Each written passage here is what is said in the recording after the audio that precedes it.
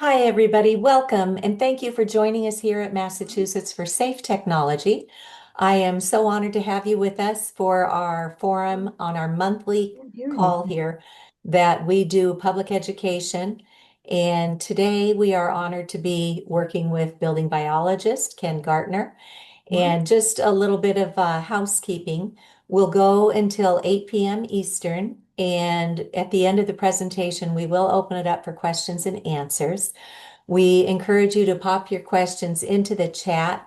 But aside from that, we ask that we please keep the chat relatively quiet so that those who are participating in the program here won't be too distracted by what's going on in the chat.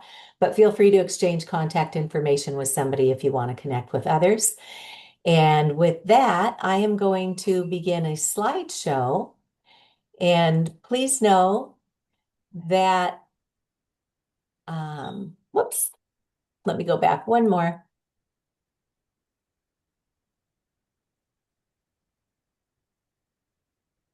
Okay, let me just get this queued up. And the slides that we'll be sharing now will be available to you tomorrow um, in an email. So anybody who registers, we send out the slides as well as the recording that we are recording right now. So Ken, can you give me a nod if you can see the slides now? Indeed. Okay, perfect.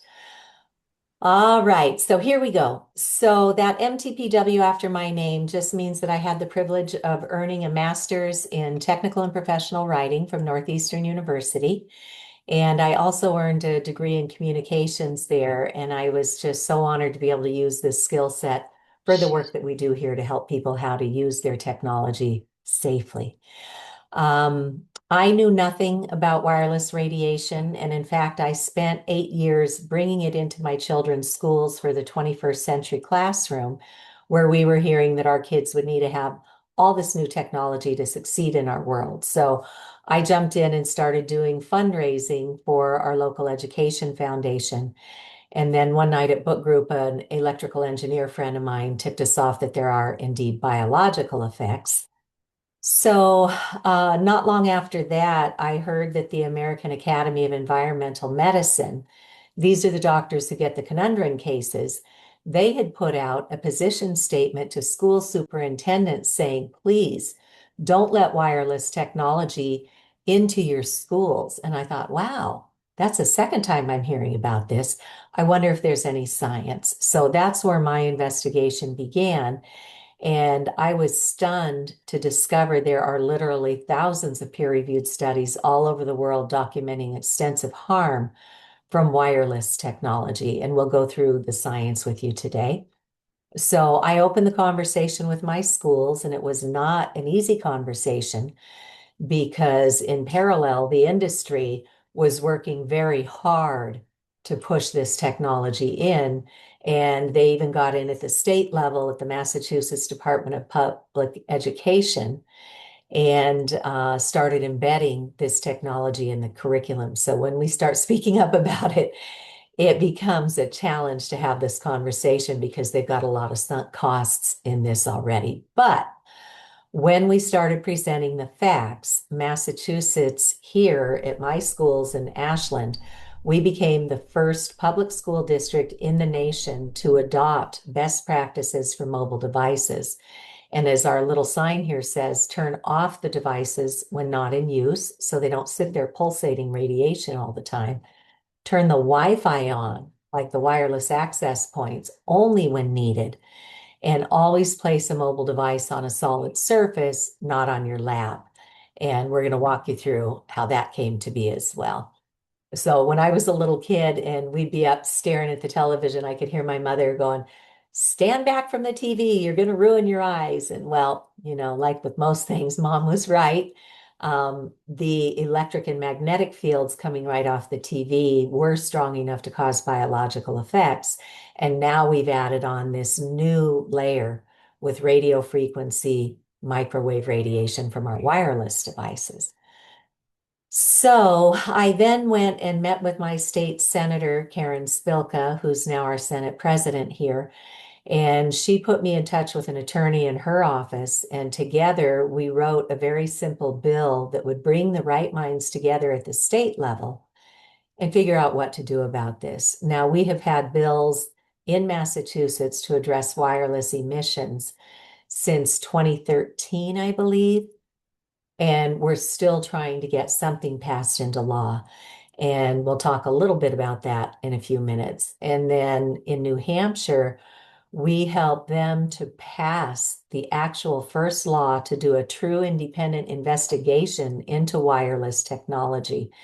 And they came out with a groundbreaking report that we're going to share with you. Somebody over in Europe saw the work that I was doing with our schools and with the legislation. And when they contacted this Nobel Peace Prize co-laureate, Dr. Deborah Davis, who at the time was the head of the Environmental Health Trust, um, they wanted permission to use her incredible research repository called Environmental Health Trust in a little online course that they were developing. And Dr. Davis knew of my work and said, wow, you might want to talk to this woman, Cece Doucette in Massachusetts. She's making some inroads. And so I connected with these folks over in Europe. And today, Dr. Mikko Ahonen, who's one of the world's leading scientists on this topic, he and I have created a very simple online course that can be completed in about an hour, literally on people's lunch hour. We could train an entire school, an entire workforce, an entire municipality or family. So we have this little safer screen time course that everybody's welcome to go do. We do charge a minimal fee, less than the cost of a movie ticket, just to be able to help cover some of our overhead expenses. So just know for everything we've broken here, we know how to fix it, and we've got the education and training and medical resources to help us get through all of this. Then Dr. Deborah Davis, this Nobel Peace Prize co-laureate on climate change, when she figured out what wireless was doing, she got really active on this. And she brought a panel of world leading experts to the Massachusetts State House back in 2015.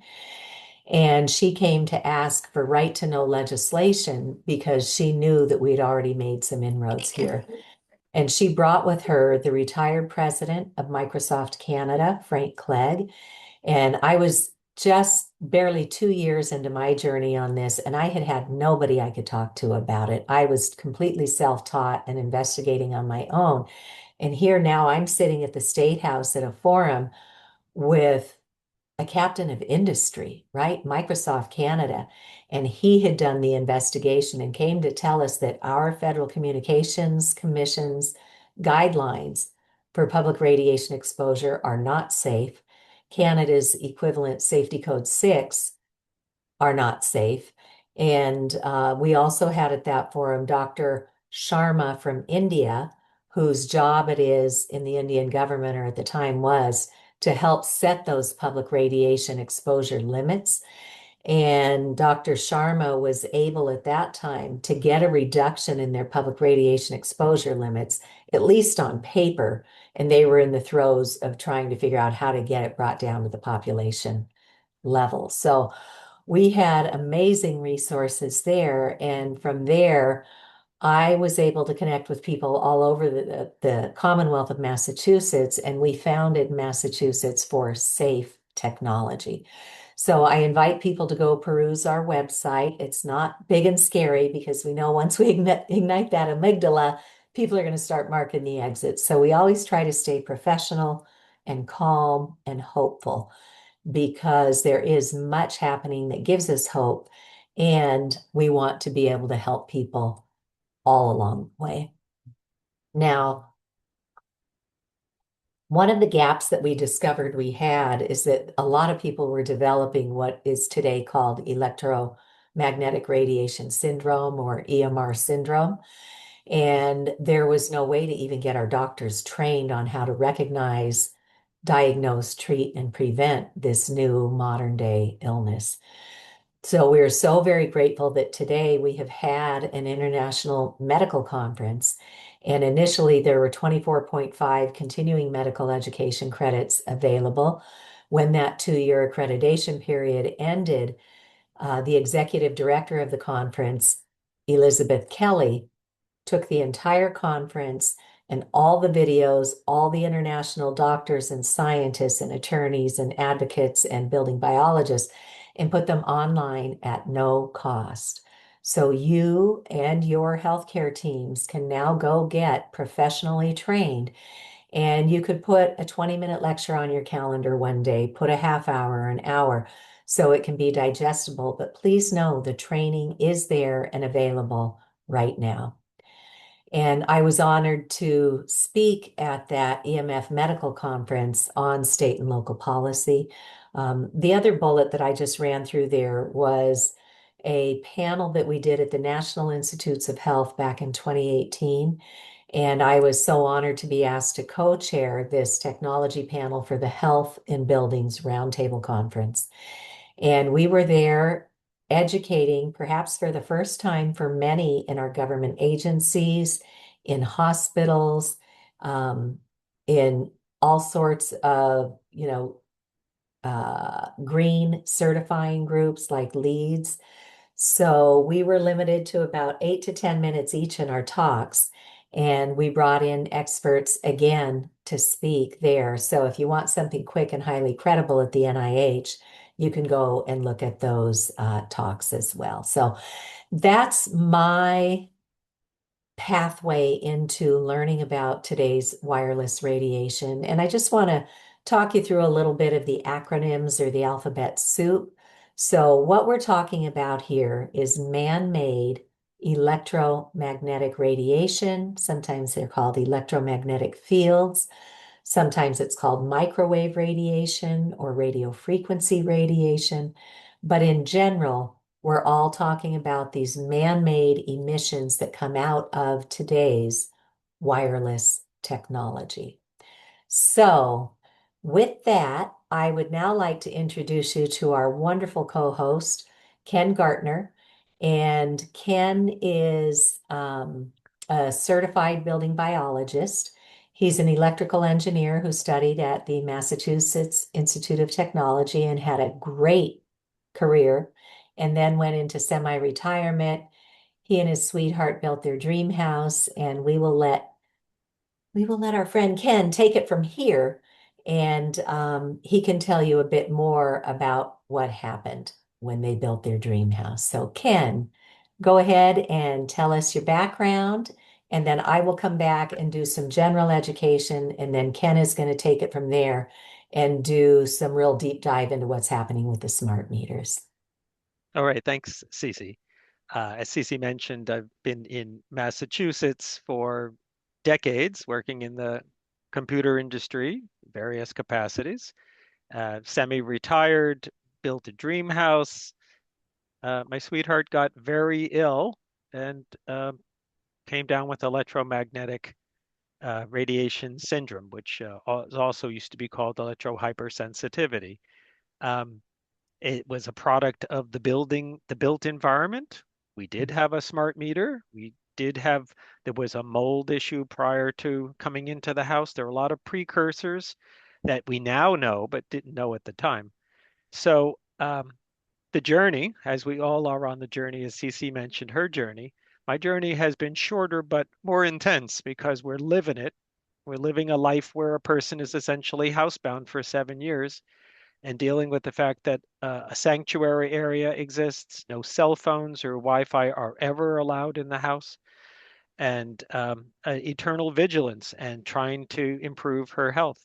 So we learned a lot, and it became so clear that the path forward is to do something about it. I was never taught as an engineer that there were any problems other than electrocution, shock, or heat damage. None of this um, non-lethal but still stultifying of your life conditions. But it's true, and it didn't take much research to get past the noise on the internet that says there's no such thing as a problem, and get to the nut of the truth. The path that called to me was building biology. Building biology is a compassionate discipline that's really focused on the effect that our living situation has on our health. And that's generally going to be your residents, where you sit, stand, or sleep for long periods of time, it will, affect what you are, how your body handles things, the stresses that you have, how you accomplish it. I mean, the clean living is always nice to have. Building biology does encourage that. But the aspect that I gravitated to was the electromagnetic um, aspect of being able to measure and help people live more safely with technology, which is what Cece's group is all about. And this has been a good match to be part of the team with her here in Massachusetts. I've started a consultancy that I call Bio Safer Housing. It's just me. My partner helps, but she can't leave the house, so it's more consultative and spelling correction and my cheerleader on moving forward. It's tough stuff. There are no really, really good answers. There are answers that work for some and not others. There are uh, challenges on not to spend thousands of dollars and along the way, trying to protect yourself from things that were preventable. And I'm sort of the first professional person that would come to your house and actually look at things. You wish your doctor would do that, but that's never going to happen. So people like me do such things and then try to map what we see, what we measure, what you feel into a path forward. So that's the journey. I live it every day.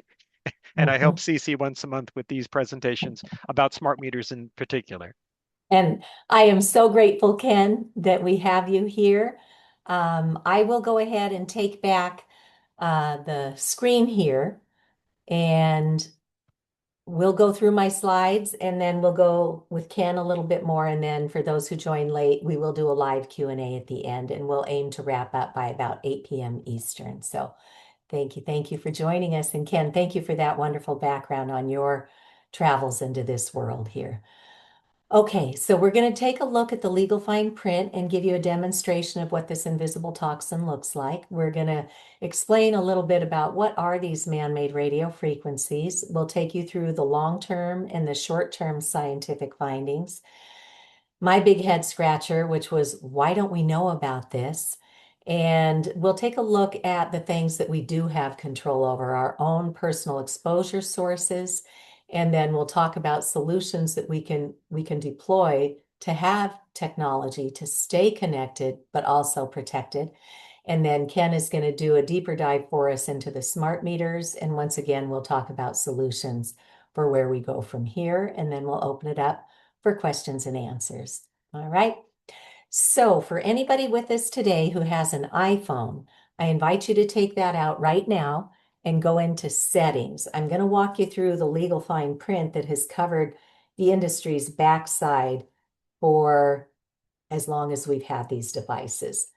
So from settings, um, we scroll down just a little bit and we hit general, and then we'll go all the way down to legal and regulatory, and we hit RF exposure, which is radio frequency microwave radiation that the industry politely calls energy because it is a man-made invisible energy form. So from settings, it's general, legal and regulatory, and RF exposure. If you don't have an iPhone, if you use a Google or an Android, it's in your settings as well. Just go in and do a search on RF exposure. But what it tells us in there is a couple of really important things. One, they tested this device at a distance from the body. So if we use it the way they've given it to us, we are being radiated in our hand and exposing our organs in our face and, the brain and everything, but not by just one antenna in there. For every different service they've given us, there's a separate antenna mounted in there. So for cellular data, Bluetooth, Wi-Fi, locator, hotspot, 5G, 4G, and anything else that they've given us, there's a separate antenna that's constantly going, here I am, where are you? Here I am, where are you? I want to make a connection, or I want to keep our connection. So again, today's message is not no technology, it's safe technology. And that means our goal should be to get to as low as reasonably achievable with these man-made microwave radio frequencies. Um, so we were warned, and our friends at the Environmental Health Trust have a page out there called See the Fine Print. And you will be amazed to read what some of these disclaimers say. You know, the iPad used to have a disclaimer in it that talked about seizures, blackouts, eye strain. And I know children in neighboring towns who had their first seizures while using a tablet. So it's not that this might happen, this is happening, but most people have never been taught to connect the dots that it could be this invisible radiation coming off our stuff. And then if you go a little further down in that legal fine print, you'll find a paragraph that starts with to reduce your exposure. Basically, once you know you're radiating yourself, don't touch it. It says to reduce your exposure, use a hands-free option like the speakerphone or the headset that may have been provided with your device. I'm going to pause our screen share for just a moment and show you a couple of things. So again, remember, for everything we've broken, we know how to fix it. And if you do need to use a transmitting device, try and focus on turning off all the antennas in your settings and only turning on the one antenna you need for the shortest amount of time. And you can play with it and see which antenna controls your text, which antenna controls your calls. But instead of putting a wired headset from your radiating device all the way up to the brain, or using the earbuds or the Bluetooth, uh, headpiece, one of the properties of this microwave radiation is it amplifies around metal. So if you've plugged in a metal wire to your radiating device and run that wire right up to your head, your radiation's going to go, woohoo, man, party right up to the brain. So that's a really bad idea. And those earbuds are microwave transmitters on both sides of your head, communicating with something that you probably got tucked onto your body somewhere. So there are products called hollow tube or air tube headsets. Notice that it's just rubber, right? So you're not putting any metal up to your head. It's got these little ferrite beads that break the radiation that comes off the wire. And it's got volume and muting control here. And then it's got a nice long cord. So you could set your radiating device further away from you because distance is definitely your friend. But we can't kid ourselves. There is no safe level of man-made radiation in the scientific literature. So the goal again is to get to as low as reasonably achievable. And I had a really hard time getting my head around this when I first fell down the rabbit hole because it's invisible. And how do we even know what's going on? And then I learned there are radio frequency radiation measurement devices, and I'll show you the one that was recommended at the EMF medical conference. This is called the Safe and Sound Pro 2 radio frequency broadband meter, and it's about a $400 device, and it's from a company called Safe Living Technologies. And again, we're going to send you my slides, and so you'll have links to all of this if you're interested. But we knew that most people didn't have access to something like this. So I went after a grant in my community, and it took me 3 tries of a grant application. But ultimately, after I educated our government, our select board, and then our local library, they gave me a grant to buy a $400 device and put it on loan in our library. And we did this back in 2016, before the pandemic. And now with technology, most libraries have put up a library of things collection, so they now have budget for items like this. And people don't come to the library anymore to buy or to borrow books as often as they used to because they're using technology instead. So libraries are reinventing. So it's not a hard ask today to say, hey, would you be able to help us get a radio frequency radiation detection meter on loan in our library? You know, Ashland Public Library started it a decade ago. Now Upton has one. I think Watertown has one. I think Lenox or Pittsfield, they have one out there. So libraries are budgeting for this if you time it right when they first get their budget. Here in Massachusetts, that starts on July 1.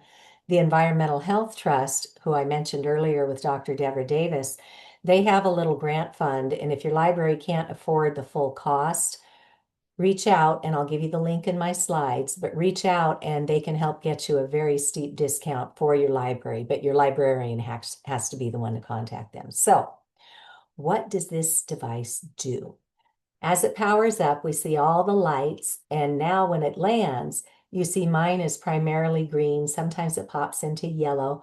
I have company in the house today, and they might have their electronics transmitting, but for the most part, my house is in the green.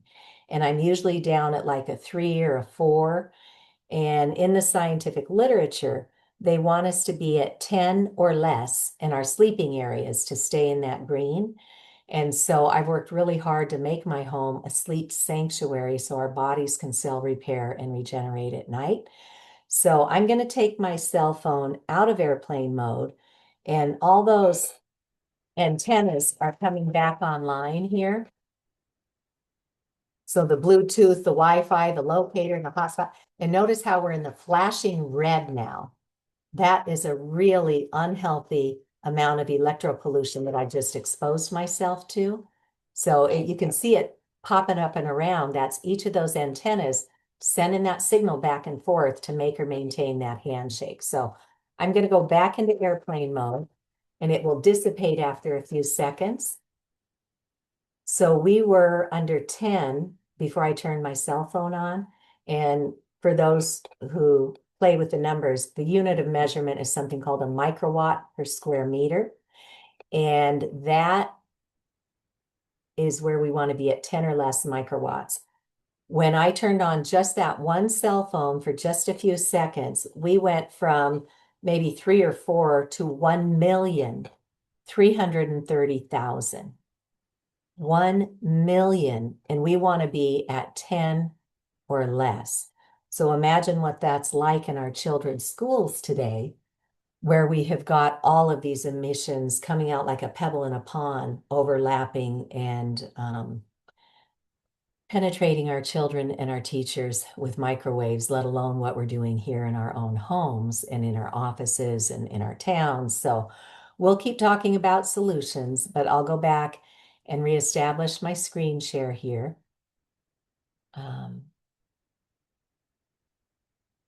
Okay, so that was a Safe and Sound Pro 2. Here's a link to it.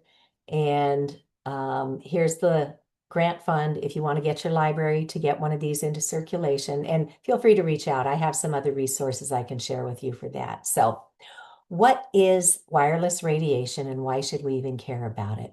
What happened when we went from plugging into technology with cords to all of these wireless accoutrements?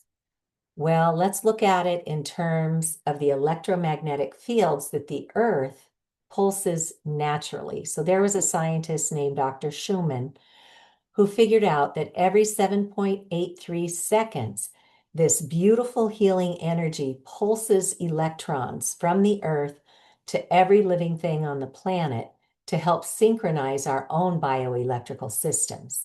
So we're meant to be connected with the Earth at 7.83 hertz or 7.83 cycles per second.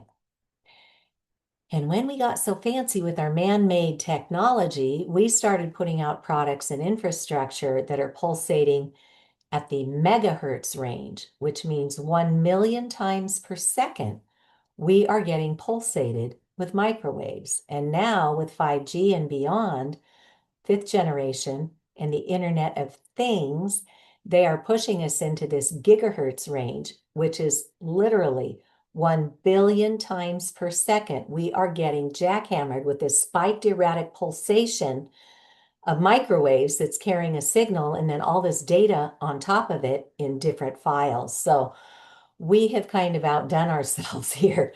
Or in a word, as Dr. Martin Blank from Columbia University said, we are overpowered. Our biology was never evolved to take this kind of a hit. So that's a great book that Dr. Blank and his son, R. Blank, came up with a number of years ago. And just last year, R came out with a new book called Empowered. Yes, we were overpowered, but now we can be empowered to take charge of this and see what we can do to protect ourselves. So again, terrific resources for everything that we've done here.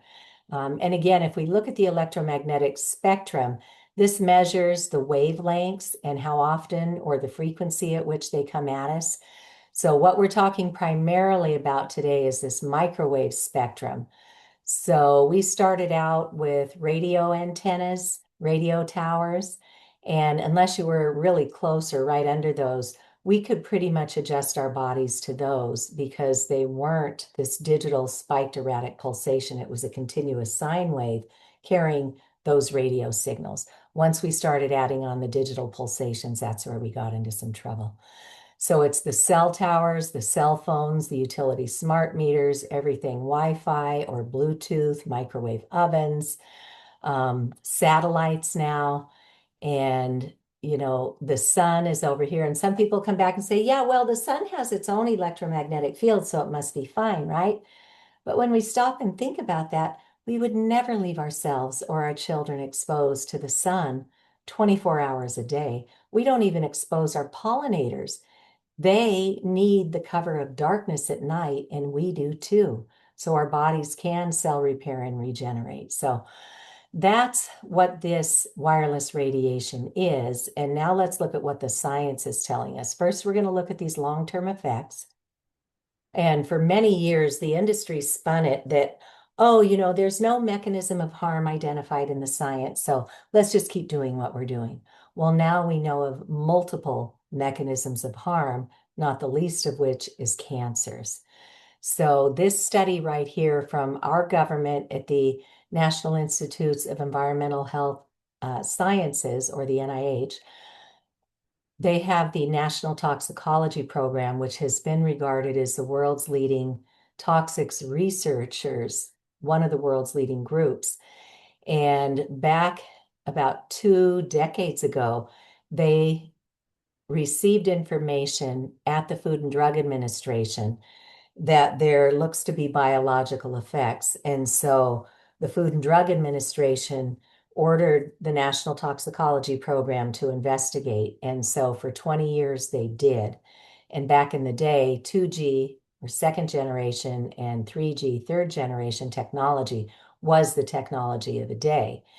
And so after this extensive study that was peer reviewed by subject matter experts all over the world at our National Institutes of Health, they determined man-made wireless radiation shows clear evidence of cancerous tumors and DNA damage. Now, clear evidence is the highest of 5 categories they can assign, and that should have triggered public policy, but we'll show you in a few minutes why that never happened. And so the industry will get a hold of these good studies and say, oh, that's just one study. You need to have more than one to show anything. Well, right on the heels of our cell phone study, the Ramazzini Institute in Italy conducted another multi-million-dollar study. Ours was, I think, at the end, 30 million. Theirs was in the 20 million range, and they were studying cell tower radiation. And guess what? They found the same findings that we did, clear evidence of cancerous tumors and DNA damage and more. So it gets war gamed by the industry, but just in December, there was a really good study that was partially funded by the World Health Organization that showed high certainty that this man-made radiation is carcinogenic. It does cause cancer. So we don't need more studies. We need to get this information out to the public.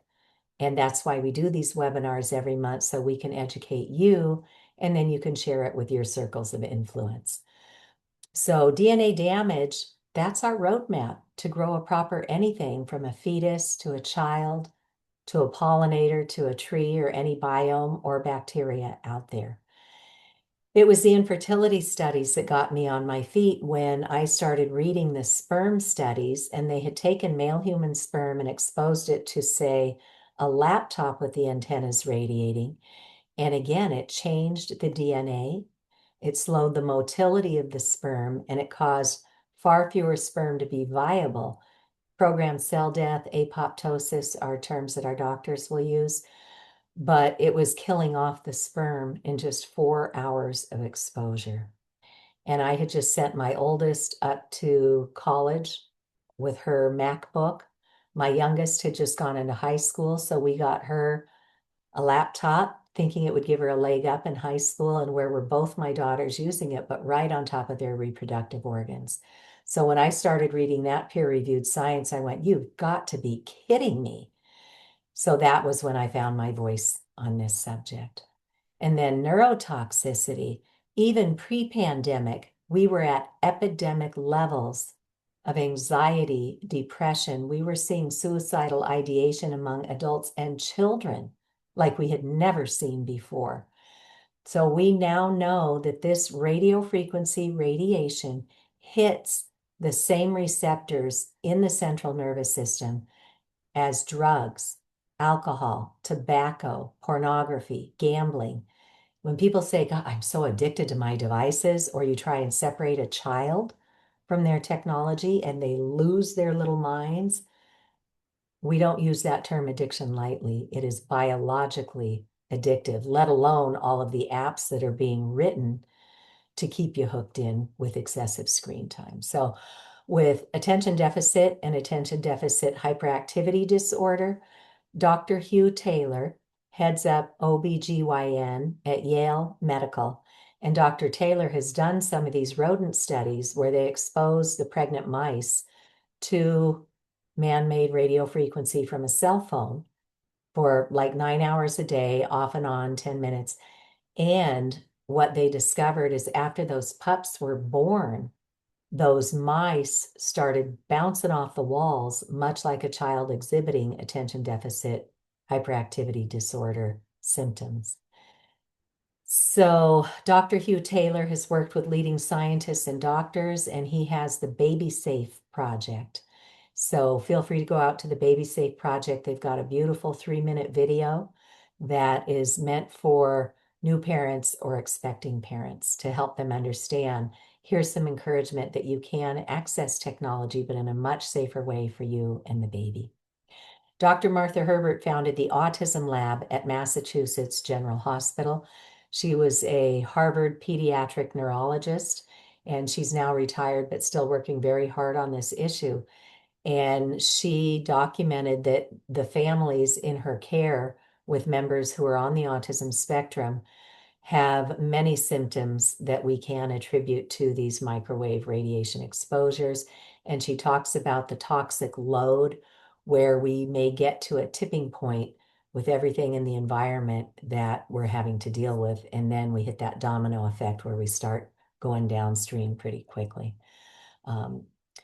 And then Alzheimer's used to happen in our 80s or 90s, and now it's going very strongly into our 70s, 60s, 50s, 40s, 30s, and even in some rare cases, people in their 20s are developing Alzheimer's. And as Dr. Martin Blank told us, we cannot continue to pollute the environment of the brain and expect to have the outcomes that we once had. So again, this is all well documented in the science. And we're so very grateful when well-known organizations take up this issue. As a mom, I knew about the Environmental Working Group because every year they come out with their Clean 15 and Dirty Dozen list of produce to avoid if it has been heavily immersed in pesticides. So their Clean 15 and Dirty Dozen food fact sheets were familiar to me. And now they've got a PhD on staff who has been working on the EMF fact sheets. And so they've got a number of them, but here's two of them. Here's the effects of radio frequency radiation on the nervous system. This one is about protecting kids from wireless radiation in schools and at home. And again, very short, succinct fact sheets. They've got the science documented, all the references. So know your audience. If you're going to open this conversation with someone, we've all been conditioned by industry that as soon as we open our mouths and say there's something wrong with wireless, we're conditioned to go, tinfoil hat conspiracy theory. We don't have to listen to this, right? So know your audience. Know whether they would appreciate hearing from doctors, from scientists, from the Environmental Working Group, and so on. So we know that children are not little adults. Their physiology is still under construction. Their central nervous system is still developing. Their immune systems are still developing. And we know that this is damaging DNA and it's a neurotoxin. So, with great thanks to Dr. Om Gandhi, he did some modeling so that we can see what the penetration levels are like.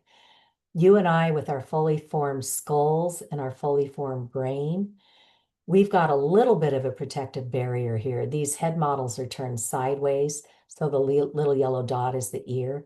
So if we put an active cell phone up to our brain, we're radiating ourselves about a third of the way through the brain.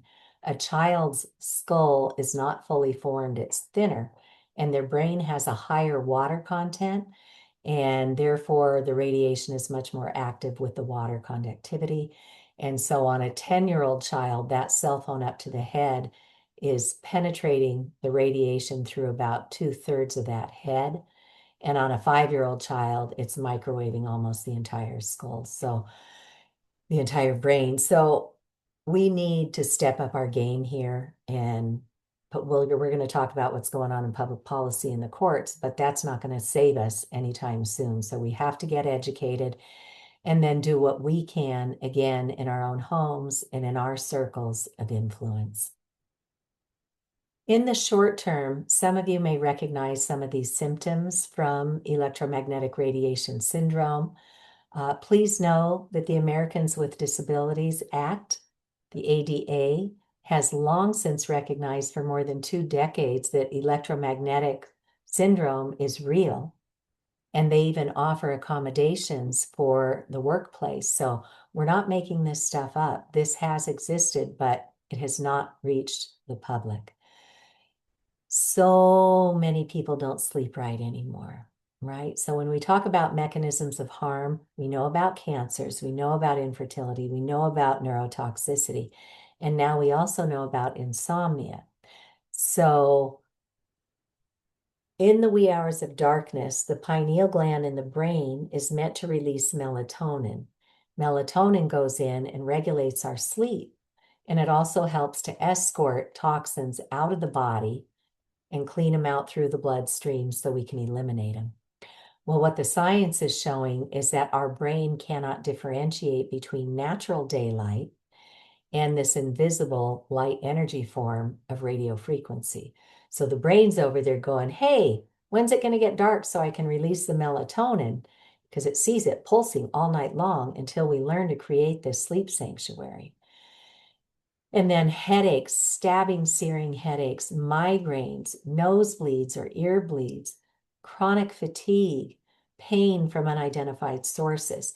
Another mechanism of harm that we've learned about is called rouleau formation. And in my little brain, that sounds a lot like that candy Rolos, right? The chocolate stack of caramels. And it's kind of like that because our red blood cells are meant to be free floating, repelling one another, so each one can individually get through our little tiny capillaries and bring oxygen up through all of our systems and organs. And what Dr. Magda Havas first demonstrated under a high-powered microscope when she looked at the blood after exposing it to radio frequency, those beautiful ovals and circles started looking like bottle caps, and then they started magnetizing to each other in this clump, kind of like a stack of Rolos, rouleau formation. And that clump could no longer get to where it needed to go to properly oxygenate our systems. So when we talk to our doctors, they'll often say, gee, oxidative stress or reactive oxygen species are precursors to most chronic illnesses. As Dr. Cindy Russell from Physicians for Safe Technology tells us, she said it's like we're rusting ourselves from the inside out. So we know about the melatonin, we know about rouleau formation, and then skin abnormalities. It turns out we have little antennas in the surface of our skin that help us to regulate. Is it too hot? Do we need to go inside and cool off? Is it too cold? Do we need to bundle up? That's our navigation system, right? The birds and the bees and the pollinators, they've all got, like magnetite in the beaks and other mechanisms built into their systems too, to help them stay synchronized to the Earth's electromagnetic field. And we're supposed to be too. So, what we've learned about the skin is a lot of people will talk about the hot ear if they've had a cell phone up to their head. Some people will talk about flushing, rashes, or breaking out in hives. Our skin is getting overpowered by these microwaves. And the industry will spin it that, oh, this only goes, like a short way through the skin, which isn't actually true. But even if that were the truth, hello, our skin is our largest organ and it is connected to and communicating with every other organ and system in our body. So if we're messing with the skin, we can expect other effects to start showing up. And the eyes, the industrials say, oh, it only penetrates the eyes and the skin. Well, hello, our eyes have no protection at all. So we need to understand what these mechanisms of harm are. And we are bioelectrical chemical beings. That's why we do EEGs and EKGs for the heart and the brain, and we measure our lungs. All of that is electrical circuitry. And so we can measure what's happening. And with the heart, some people will say that they're having these palpitations or arrhythmias. Others will say it feels like somebody's sitting on their chest and they can't breathe. And then some may suffer from high or low blood pressure, depending on their own body's individual proclivity. Cognitive impairment, it used to be we'd open the fridge and go, what am I in here for? You're just multitasking, got a lot on your brain. But we are seeing this kind of cognitive impairment in not only senior citizens, but regular adults and children. We cannot continue to pollute the environment of the brain. And what other studies are showing is that we are literally changing with microwaves the gray matter and the white matter of the brain in really important areas like our learning centers, as well as those that help us to make executive decisions on how we behave in our world. And it was heartbreaking at the EMF medical conference to hear the doctors saying, if we don't get ahead of this, we can well expect to see many more of these societal outbursts like we've seen with these mass shootings. And it really hit home for me here in the Boston market when we went back to school after the pandemic.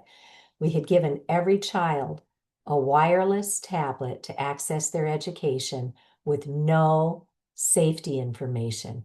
And in many homes, because mom and dad and grandma and grandpa were all working, so hard to try and keep it together during the pandemic, that in many cases the kids had unfettered access to these devices. So they were spending hour upon hour radiating themselves and physiologically perhaps changing that white matter of their developing brains. And in the Boston market, on the news in 1 week, I saw 3 different school districts with stories about these kids who had lost their minds and literally took their Chromebook and were beating on their classmates. And I mentioned this to a woman at my gym, and she said, hey, I work at the high school in the neighboring town. One of my colleagues is out on disability because one of the boys beat the tar out of her with his Chromebook. So it's not if this is going to happen. This is happening with some already in our society. And it's high time we help people learn to connect the dots that it could be from their man-made radiation exposures. Anxiety, depression, suicidal ideation, again, epidemic levels like we've never seen before. So colleagues over in Europe started World EMRS, or Electromagnetic Radiation Syndrome Day. I think it's 7 or 8 years ago now. And for the last 3 or 4 years, we've done a US version of that, and it's on June 16th. And we are going, I'll be sending out more announcements, or you may have already received the save the date announcement if you're on my list. I'll be adding everybody from registration to my list. But this is a special day because we bring together people who have been injured to tell their stories so that others might relate.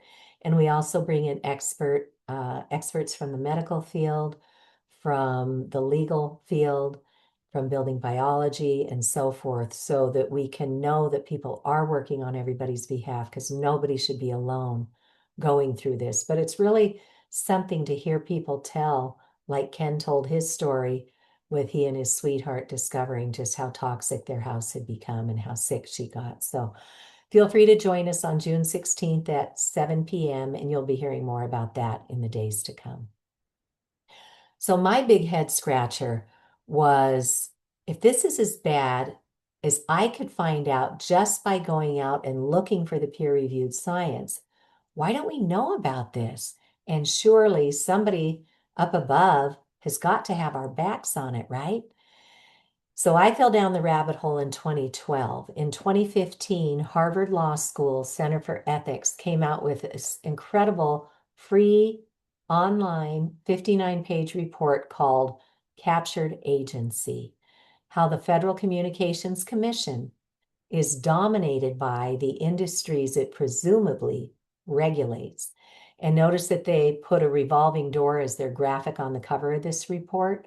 And that pretty much is what so many of our federal agencies have become, is a mouthpiece for industry instead of protecting public health and safety. So that's an excellent report. And that was my missing puzzle piece. I'm like, holy smokes. So nobody's got our backs on this. And that's what caused me to double down and really get heavily involved in educating the public about this. And sadly, these conflicts of interest go all the way up to the World Health Organization. I mentioned earlier that our $30 million study that found clear evidence of harm with cancers and DNA damage, that was commissioned by the Food and Drug Administration. And the gentleman who commissioned it was Dr. Jeffrey Shuren. And he wasn't around 20 years ago when they got started on that. But in 2018, when they came out with their conclusion that this causes cancer and DNA damage, he was in charge of radiology, radiation at the Food and Drug Administration. And that should have triggered public policy to protect us all. Instead, Dr. Shuren went over to the Federal Communications Commission and said, we don't really believe that report. Let's just keep doing what we're doing. And so people started asking, well, what would ever possess Dr. Shuren to do that? So you look into his background and you discovered that he is married to a woman who is a partner in a law firm that represents big everybody, big Wi-Fi, big pharma, big agra, big food, all of them. And so these conflicts of interest are at every level, all the way up to the World Health Organization, who back in 2011 started looking at this and determined that it was a group 2B possible human carcinogen. And what was missing at the time were the rodent studies. And now that we have those from the National Toxicology Program and the Ramazzini Institute, we now know that that needs to be elevated, very likely to a group 1 known human carcinogen. But again, the industry has gotten their hooks into even these new investigations that they've reopened, and those conflicts of interest just permeate. So again, we're hoping things will go the right way, but they take years and years. And in the meantime, you and I and our children and our pollinators are in the crosshairs. So what can we do? Let's start by just looking around. What do we have that is likely transmitting? So the industry is forecasting right now that with 5G and the Internet of Things, that we will all have 200 wirelessly connected devices in our homes. That is a heavy burden of electropollution. So we've got all of our smartphones and all of our Bluetooth technologies, Wi-Fi, 3G, 4G, 5G, routers coming on with 6G now they're talking about, cordless phones and wireless headsets, tablets, laptops, printers, mice and keyboards, all the accoutrements, gaming devices, virtual reality where we literally stick a radiating device right up on the forehead of ourselves or our children. It's not good. And then the baby monitors right there next to your most precious developing little pumpkin, radiating the heck out of them just like a cell tower. Smart hearing aids. My mother-in-law, my husband had come home at the time and said, hey, I can control mom's hearing aid with my cell phone. And I went, what? And as it turns out, there were Bluetooth antennas in her hearing aid. And I said, well, we got to go talk to the audiologist about that because that's really dangerous. And she knew nothing. The radiologist knew nothing about this. But when we checked in further with the manufacturers in the manual, we found out that the battery door on her particular model, if we opened and closed it 3 times, that toggled off the Bluetooth. And she hated those hearing aids. So they're putting it in everything, and we just need to do the scavenger hunt, take an inventory, and then learn what to do about it. And now all these wearables where they're being sold as heart rate monitors, you're going to improve your health, but you're giving with one hand and taking away with the other because it's radiating you all night long while you're trying to track your sleep and your heart rate. So with many of the wearables, though, we just discovered with the Aura Ring, thanks to our friends at Tech Wellness, they did a nice article on that. Most of these wearables, you can go into the settings and turn off the antennas. If the app is on the device, even with your cell phones, if the app is on your device or your tablets, um, oftentimes it still works. Download your content and turn off the antennas. And then when you are actually touching or wearing the devices, you wouldn't be radiating yourself. So this is what it looks like, right? It's a 3-step process. On the back of your router, you're going to find there's Ethernet ports. All you need to do is plug those in with an Ethernet cable. And if you buy new Ethernet cables, I already had a box of them down in my basement when I figured out what this deal was. So I just pulled them out. But if you're going to buy one, you might just spend a couple extra dollars and get something that says shielded because inside the wire that we see here, there are individual wires wrapped together in there, and they can create another form of electromagnetic field. They can emit electric fields and magnetic fields through the walls into our living spaces about 6 or 8 feet. And for most people, it may not bother them, but for some people, that triggers them with electromagnetic radiation syndrome. So if you're going to buy a new cable, just look for something that says shielded, because that has a foil liner around the wires inside the casing that blocks that other dirty electricity or electromagnetic field from coming out. And then most of us today have more than one device that we would like to hardwire. So you can get something called an Ethernet switch. This one that I've got there, they're little. It just plugs into your electrical wall, and then you plug in, your main cable, and then get little cables for each of your devices, and then adapters. So again, these won't break the bank for most people, and it's certainly cheaper than paying for the medical bills you're going to get if you get sick from this.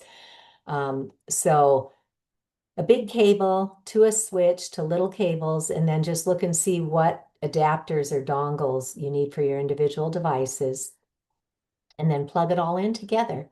So that's the first step. That's what we call hardwiring.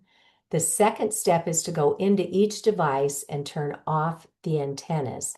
And you can call your internet service provider and say, hey, I'm going to hardwire my house because I want to live more safely, and the signal with wires is so much faster and more reliable when we're not buckshotting everything to degrade immediately out into the air.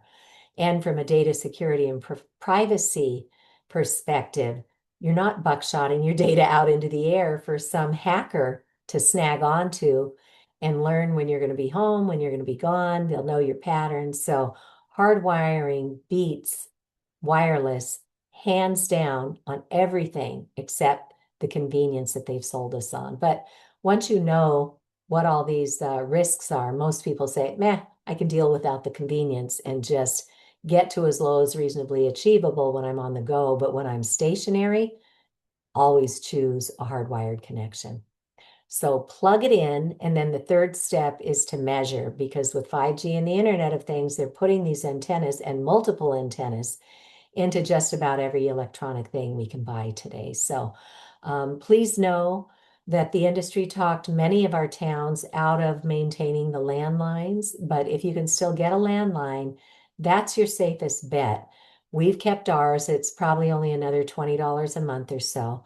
And who knew, but you can go into the settings on your phone, your cell phone, and just forward it to the landline. And then you don't have to have any radiation from your cell phone at all when you're not out and about.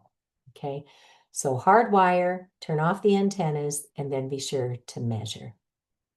Okay, so that's all stuff that we have control over those solutions. Now we're going to take a look at the community level electropollution that we've been saturated in.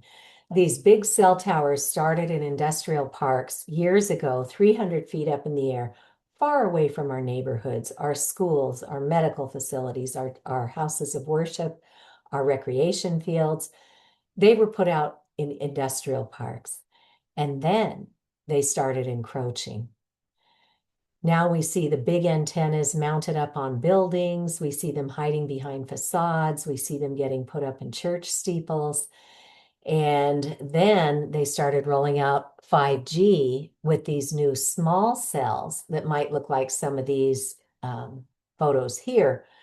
And 5G, they're saying, woohoo, you're going to get a lot faster downloads, smart cities, super highways, let's get all excited. But what they're not telling you is this is an additional layer of microwaves. So 5G doesn't fly by itself yet. It still has to have the backbone of the big antennas that are transmitting 3G and 4G signals. So we're added on to the electrosmog. And because what's left to monetize there are these tiny little millimeter waves for 5G, they get disrupted very easily by anything in the path, like rain or snow or trees. So what's the industry solution? Let's put them every 2 to 12 houses inside the neighborhood at bedroom height to be able to connect with your devices inside your buildings and people cruising around outside. So that is what 5G is. There's nothing small about these small cells and the damage they're doing. And now we've got, oh my goodness, thousands upon thousands of these satellites being launched to beamform radiation down to connect with devices on the ground.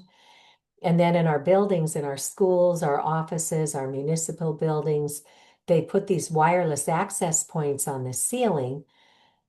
And if you were to flip them over, you would see that they have a couple of fail-safe Ethernet ports in there. So the solution there is to just drop a wire down to task level and then just plug in equipment with hardwired connections. So we know how to fix all of this, but we need help getting the education out there. And then there's the utility smart meters that we're going to spend a little time with Ken on tonight. He'll give us the history of how they started and what it is that they are doing for us and the risks that they bring. So I'll give a quick overview that they pulse this man-made radiation in most cases continuously. I measured in my house and they were pulsating 17,000 times a day. One of the properties, as we said about this radiation, is it amplifies around metal. So in some cases, it can hop on the wires or the pipes of the house if they're not, properly breaking that connection there, and literally turn the house into a virtual giant antenna. And in far too many communities, we have documented cases of fires, explosions, improper grounding, because if there's a power surge, there's all sorts of bad things that could happen there. And worse, you can't just call your fire department if there's a fire to come put this out, because you can't put a hose on an electrical fire. It's going to arc back and electrocute whoever is holding that hose. So before the firefighters can even do their job, they've got to get in touch with the power company that's going to have to take some time from their end to shut things down. So that could take up to an hour. And in that time, the house is probably burning swiftly. And if it's a windy day, you could be jeopardizing your whole neighborhood. We talked about the buckshotting of invisible radiation signals going out there where data can be harvested. But even if it's hardwired to the house, you could still have privacy and data harvesting issues. And at the medical conference, they said that when these, cell towers come in close or these smart meters get installed on people's property, they see a sudden onset of EMR syndrome in the patients coming through their door. So this is also an environmental justice issue here in Worcester, Massachusetts, where families are working 2 or 3 jobs to keep a roof over their head and food on the table. There may be language barriers. these toxic industries roll into town and roll out their toxic products and say, hey, look, it was successful here in Worcester. Look, Massachusetts, the whole state should adopt this smart grid. Hey, New York, hey, Rhode Island, look how successful it was here. You better get on the ball. So these industries are just merciless in what they do to vulnerable populations and then all of the population. So there's a couple of really great TED Talks that are just about 15 minutes. Dr. Jeremy Johnson was a Silicon Valley engineer, and he and his medical doctor wife suddenly became very ill with the symptoms we've described. And after investigating, they discovered that a bank of smart meters had been put on their condo. And so they were getting, in a term, Wi-Fi'd. So Jeremy now does consultations with people to help them learn what this is, how to mitigate. And his TED Talk is very powerful. It's been seen by over 1 million people. And then Dr. Alexia McKnight is down in Pennsylvania, and she, ironically, is a radiologist. She's a veterinarian radiologist, and she only knew about ionizing radiation, which breaks the atom. She didn't know that all this equipment she had that she worked with all day long was biologically harmful. And then when a smart meter went on her home, that pushed her over to the point where she was so neurotoxic that she had picked up her daughter from, I think it was her dance class, and they're driving down the road, and the intersection had a green light, and she could not recall whether that green light meant stop or go. And thank goodness she did a 50-50 guess and they made it home safely. But she tells her story in this TED Talk as well. So, with that, Ken, I will go ahead and turn it back over to you and ask you to walk us through your expertise um, on all of this man-made radio frequency and dirty electricity that's coming off of these smart meters. Okay, well, thank you again, Cece, for that lead in.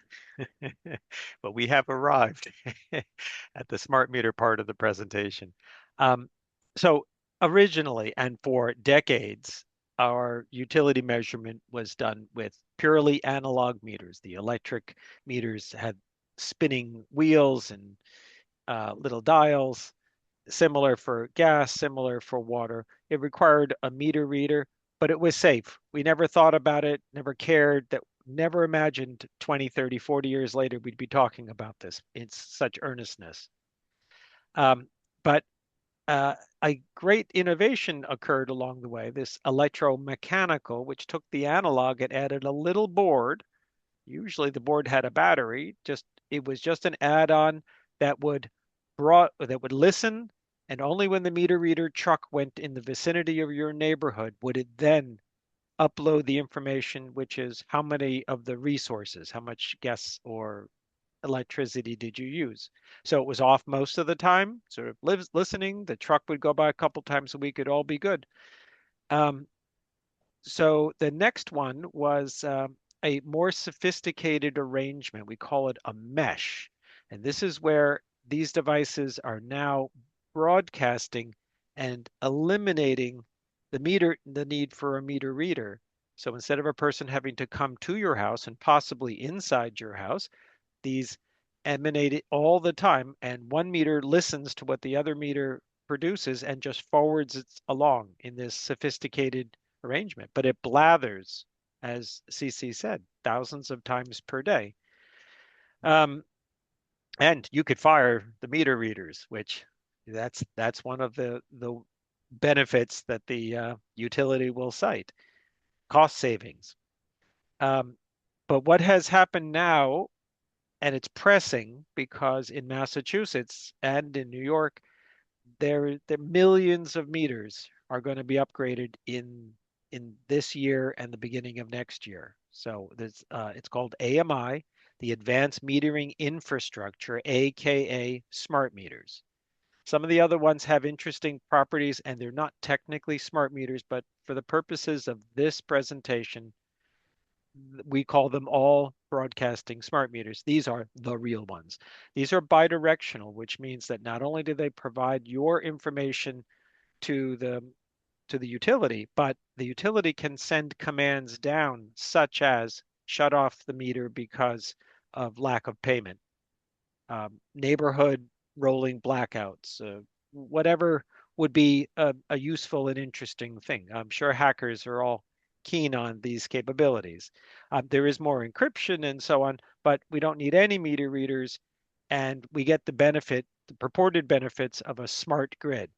All right, so that may be a dubious proposition. We certainly know that the AMR and the AMI meters, which are now maybe nearly 20 years uh, deployed, thousands of people have claimed that their health downfall began with the smart meter. And some people could say, when I got that smart meter off my house, my health improved dramatically. Enough people have made testimonials and described in great detail the trials and tribulations they had at the end of this. So what we're keen on is getting rid of the broadcasting component, the one that is constantly emanating RF. It's not the only danger that comes from these meters. These meters are also electronic, and in the case of an electric meter, anytime you convert grid electricity to have a computer board, there's going to be a switched mode power supply, and that is a source of what we call dirty electricity. This dirty electricity can go on the wiring of your house, and it can emanate all over the place. And some people can be made ill from that as well. But the big thing that we often see is the broadcasting capability. The 17,000 times that Cece mentioned. It's often the case, the ones in Massachusetts are every 30 seconds. So that'd be a closer to 3,000 per day, little blips. So we want to ask about having non-broadcasting opt-out meters. That's a big thing. Cece's going to talk about the legislative ups and downs that we've had trying to get that to be a basic human right. We don't want to be irradiated. Those of us who've chosen never to be irradiated don't want it forced on us. And the people who are conscious about their health don't want to be irradiated. You do not want the utility to make your health decisions, which is tantamount to what's happening now. Mm. All right. So, um, Oh, no, okay. I think we'll just mention that uh, I have a handout. Oh, this is what I will do. I will put the handout. I have two handouts that I'm going to put in the chat. One is a one pager for specifically for Massachusetts that is talking about it's a quick summary of everything I'm going to say in the details of what opt-out meters look like, how you can get them, what they typically cost, the ups and downs, pros and cons. And Excellent. I'm also going to include the list of symptoms we're going to talk about in a few minutes. Okay. Okay. So how did we learn that some smart meters are harmful? So was it through careful testing by the manufacturers? No, it wasn't. Was it by careful testing by regulatory authorities that caught this? No, it wasn't. Was it by people voicing their illness to their doctors? Yes. They didn't know the cause necessarily, but they did know they suddenly became ill. People testifying about their illness to local government. Yes. People responding to surveys with supporting details. This is not casual. Yes. This is how we learn about this.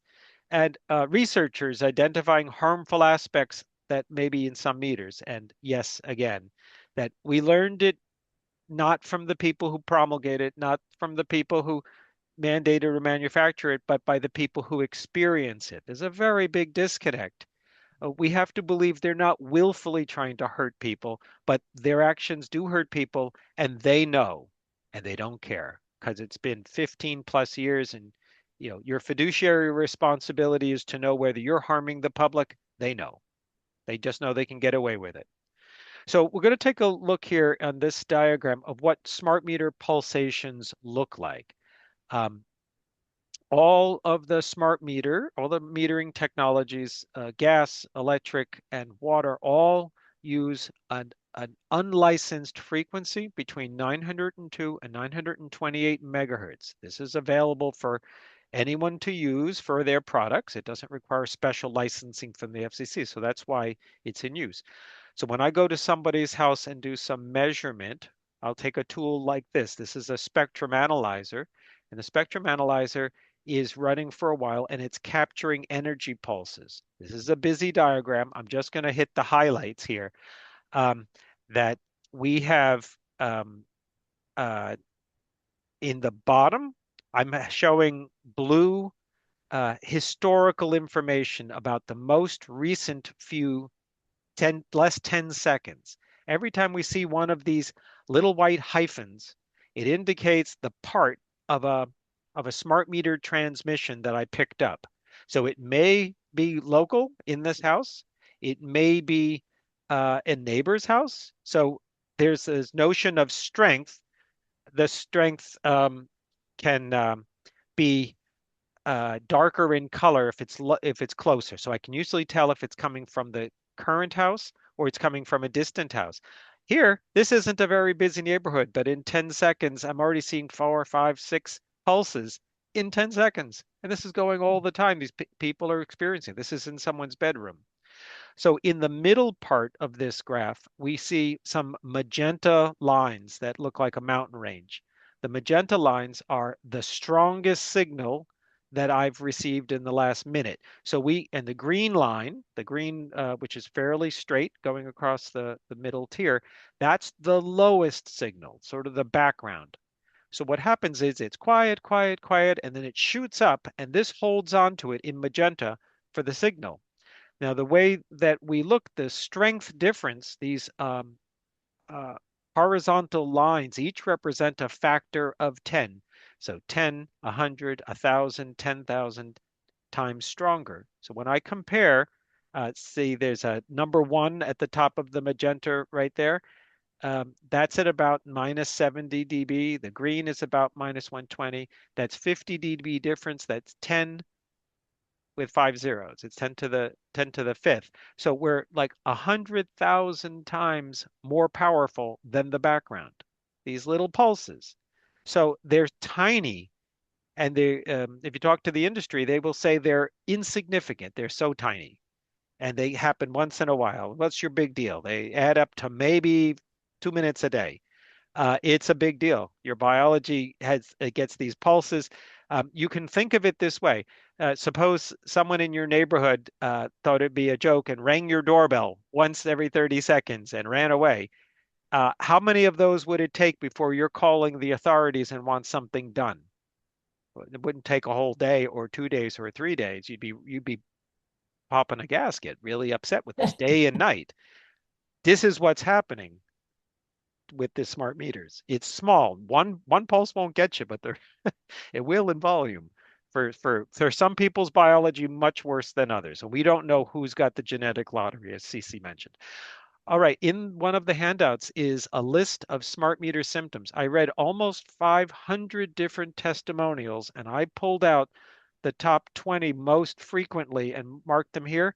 And the next 60 symptoms and conditions people mentioned, I put in the in a format in that document that you can think of it a little bit like a bingo card.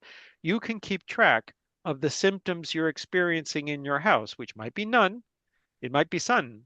Some people, individuals in your house might be suffering more, and you might not realize there could be a tie-in to the installation of a smart meter that was done last month or the month before.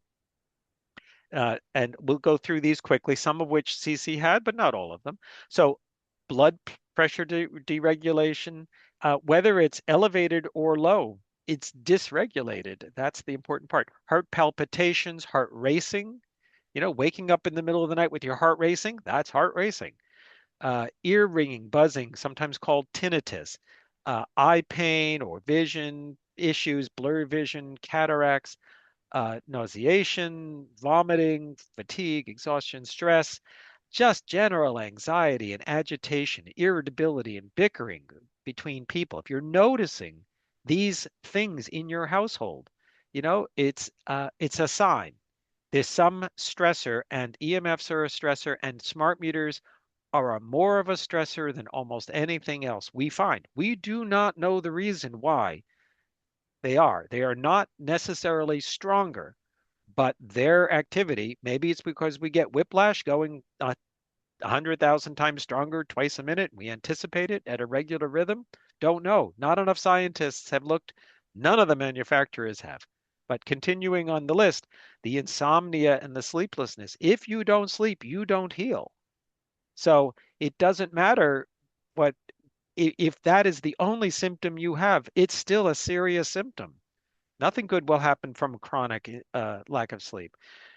Leg cramps, especially in bed, that's a classic.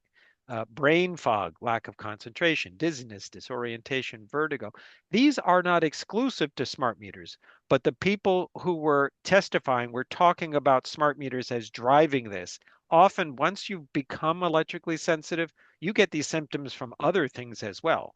But this is what tipped them over. Like whether it was the straw that breaks the camel's back, we don't know because sometimes taking the smart meter away didn't improve people. It's too far gone by that point. So anyway, these are things, the precursors to keep an eye on.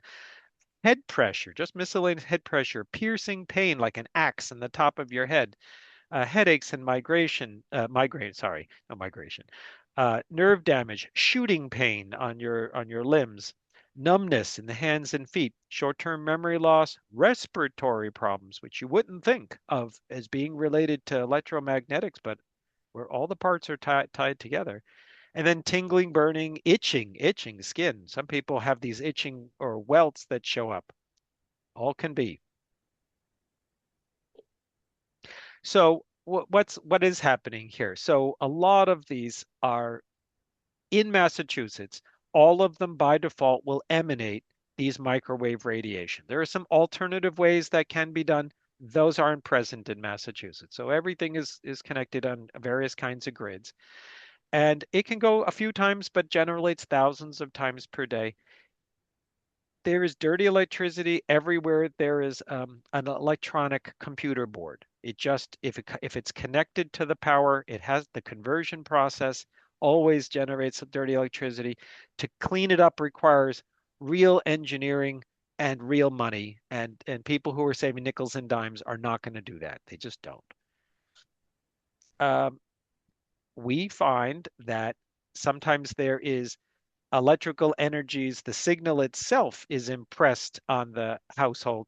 At Unitil, that's in northern Massachusetts, they didn't use RF, and they used something called uh, power line carrier. That is being phased out in favor of RF in their newer AMI. So that bullet item is already out of date, 6 months after we wrote it. And some people can actually hear a hum or buzz from the vibration of the components. So there are a lot of aspects that might impinge on your life having these right next to you. Um, this is a busy slide. I'm not going to go over it much, but there are people who have categorized numerous different kinds of smart meters. Some are worse than others, so there's a spectrum. The AMI ones that are being installed by default by Eversource, National Grid, and all the others are in the 5 category, the worst category according to this person's measurements. So that's not good. Just to let you know, there are 10 different natural gas providers in Massachusetts. There are 45 different electric companies. We think of Eversource and National Grid are the main ones, but actually there are a lot of municipalities that have their own. So 45 of those and 300 different water authority districts. All of these are making their own independent decisions on what kinds of smart metering technology to deploy. So we can't even predict how this is all panning out. But it's coming and it's coming fast. So um, the bad news is that each utility is a monopoly in their area. You don't have a secondary provider that would allow you to make a choice. You're stuck with it, and they tend to have a zero tolerance attitude. They're inflexible and closed-minded. They play hardball. We have often heard of people who were told when they complained and said, "I am made very ill. by having a radio frequency. I've taken steps in my life to get rid of all of it. I regulate my life carefully. I can't have one of these. They basically say, no, if you don't want the RF, you don't get the water. You don't get the service we're providing. Done. No discussion. That is how harsh it has been in practice in Massachusetts. We know this. So what can we do? So the first thing we can do is nothing. Don't do anything about it, but keep vigilant. Use the document that I just uploaded for signs and symptoms. We don't want people to panic, but if 1% of people are sick, that's too many. And you might be someone in your family might be in that 1%. You can't know until it happens. So be vigilant. So another thing is a lot of times these meters where the service entrance is to your house for the electric is right in next to a bedroom. It was a bad design from when the house was built. It was never a good idea, but it has become a perilous idea once it's been upgraded. And the guys who upgrade to an AMI meter do not ask who's on the other side of this, if there's a little baby there or a convalescing elder or a person who's sensitive. It just doesn't compute. They're just going to replace it. So you could abandon that bedroom. You could also consider a bed canopy to protect yourself. It's always better to have distance, but a canopy can be an improvement. But to be quite frank, I've had clients made ill from a recent smart meter, spent better part of $1,000 putting a canopy, every number measured fine. They're still waking up bolt upright 4 in the morning. So where do you go? That's the question. It's not a universal solution. So you could ask the utility for what we consider a safer opt-out. That's the phrase that's being used. It's the one that says it doesn't radiate energy. It requires a person to read it. So you ask the utility if they have it, and we have some discussion later here about this whole effort about having legislation to force utilities to offer that. The major utilities have those 45 other electric companies. It's each one can make a decision on their own. So you can ask the utility whether they can relocate any of the broadcasting and antenna.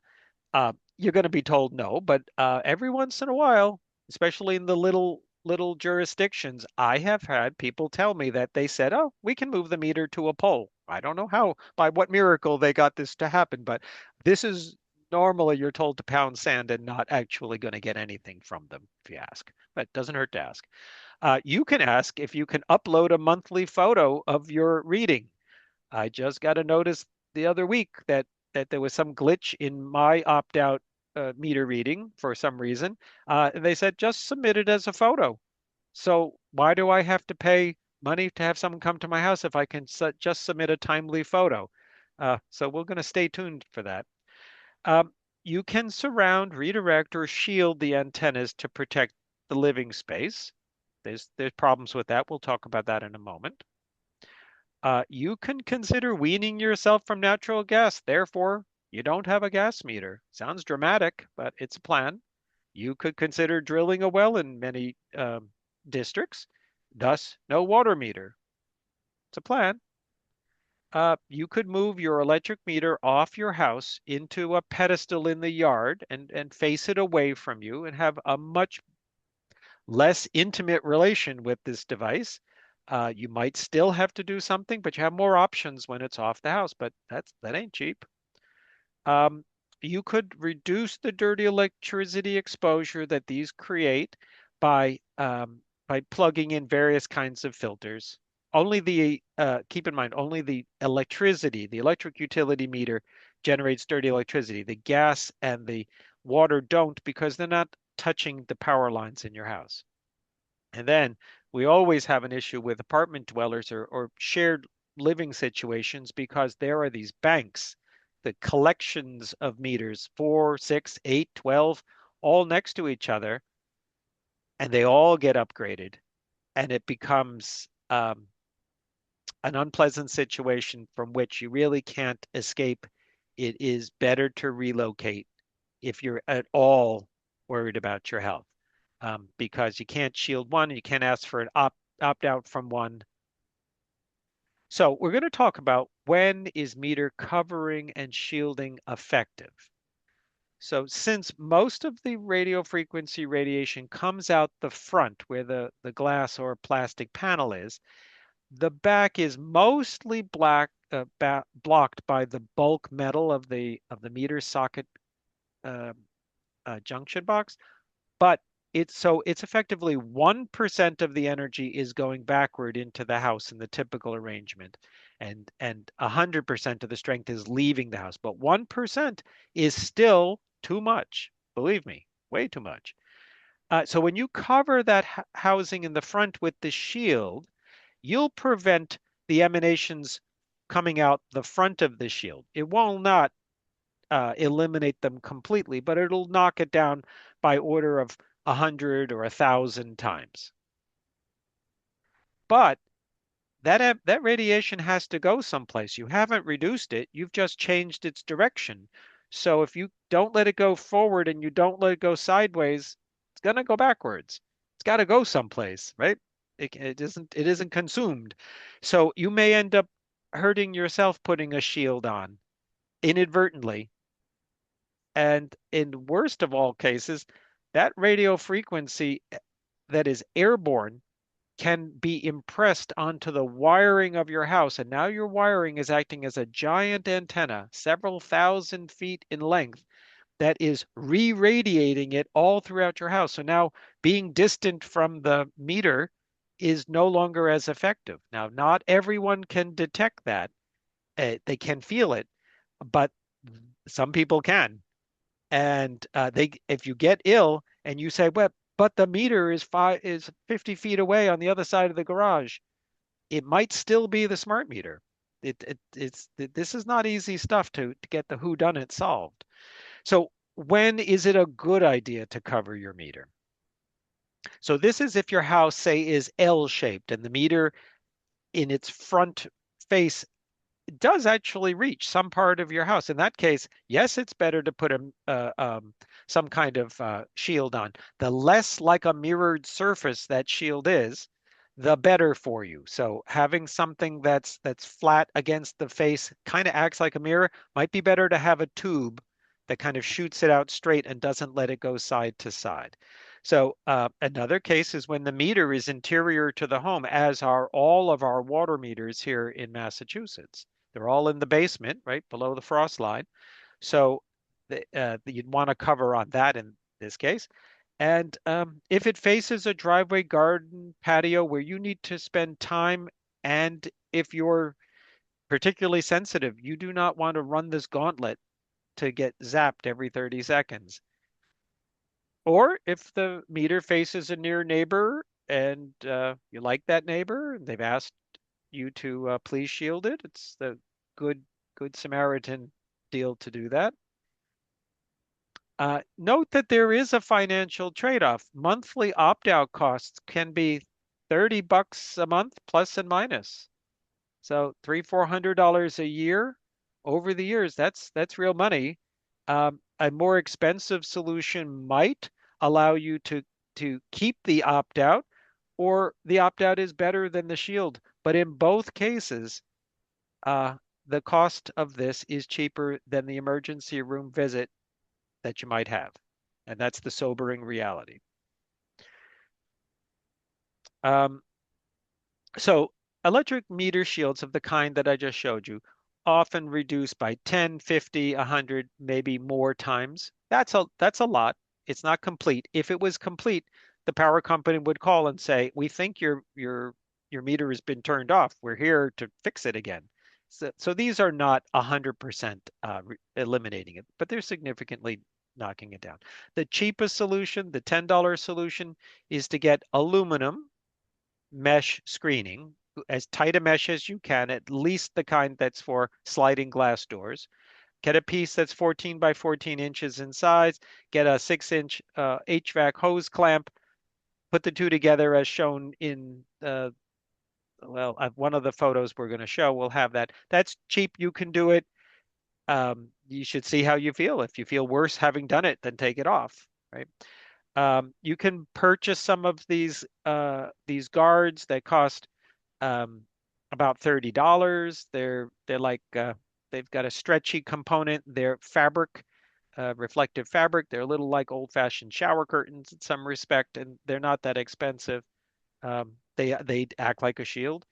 There are rigid metal cages, so they're more like a reflective surface, where a fabric is more of a dispersive medium and kind of bouncing it around. Um, it's got usually has a hole on the side, this rigid one, so the signal can be aimed maybe to go to the street. Um, and they're closer to $60.